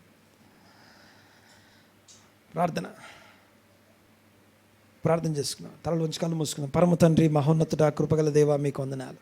అందరం అడుగుదాం దేవుణ్ణి. దేవా, మీకు వందనాలు, స్తుతులు, స్తోత్రం నాయన. ఈ దినపు కృప మా ఎడల విస్తరింపజేసి ఇంకొక అవకాశాన్ని మాకు అనుగ్రహించినందుకు మీకు వందనాలు. మీ సన్నిధిని మాకు అనుగ్రహించినందుకు స్తోత్రం చెల్లిస్తున్నాము తండ్రి. మీకు వందనాలు. మీకే స్తుతి, స్తోత్రము, ఘనత, మహిమ, ప్రభావం ఆరోపిస్తూ ఉన్నాం. ఈ సమయంలో నేను ప్రభా ఏకీపించిన ప్రతి ఒక్కరి మీద మీకు దృష్టి ఉంచండి. దేవా, మీకు వందనాలు. ఇదిగో విజ్ఞాపన చేయడానికి, చేతులెత్తడానికి, ధూపం వేయడానికి, ప్రార్థన చేయడానికి తగిన ఆత్మీయ జీవితం ప్రతి ఒక్కరికి దయచేయండి. దేవా, మీకు వందనాలు. ప్రతి విధమైన కొరాహు సిండ్రోమ్, ఇదిగో కొరాహు సంబంధించిన గుణ లక్షణాలు మాలో ఎక్కడైతే ఉన్నాయో ఈ లక్షణాల నుంచి ఏకీపించిన వారందరినీ విడుదల కొరకు ప్రార్థన చేస్తున్నాం. అహరోను యొక్క గుణాలు వారిలో ఏర్పడును గాక. అహరోను వలె విజ్ఞాపన చేసేవారుగా, అహరోను లాంటి వ్యక్తిత్వం, అహరోను లాంటి ఆ యొక్క ధూపం వేసే యాజకత్వ, ఇదిగో నేను ప్రభా ఆ యొక్క మనస్సు ప్రతి ఒక్కరికి దయచేయమని ప్రార్థిస్తున్నాం. ఎలాంటి వారి కోసమైనా విజ్ఞాపన చేసే మనసు దయచేయండి. ఎదురాడు వారి కొరకు విజ్ఞాపన చేసే మనసు దయచేయండి. మీ నామానికే మహిమ ఘనత ప్రభావం ఆరోపిస్తూ ఉన్నాం. ఏకీవించిన వారందరి కోసం ప్రార్థన చేస్తున్నాం తండ్రి. ఘనత మహిమ ప్రభావం మీకే ఆరోపిస్తూ ఇదిగో విన్న వాక్యం మా హృదయాల్లో స్థిరపరచండి. వాక్యంలో ప్రతి ఒక్కరిని స్థిరపరచండి, ఆశీర్వదించి స్థిరపరచమని ప్రార్థన చేస్తున్నాం. ప్రతి ఒక్కరి అవసరత తీర్చబడును గాక.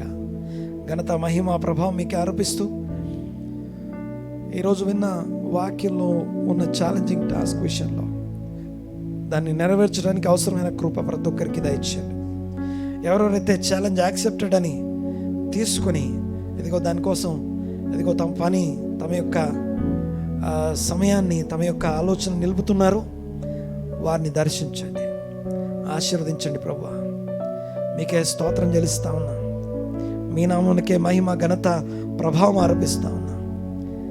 ఘనత మీకు కలుగునట్లుగా సమాజాన్ని ఆశీర్వదించండి. మీ సన్నిధిని మాకు అనుగ్రహించమని వేడుకుంటూ స్తుతించి ఆరాధించి ఈ ప్రార్థన నజరేయుడైన యేసుక్రీస్తు నామమున అడిగి వేడుకొంచున్నాము తండ్రి. ఆమేన్.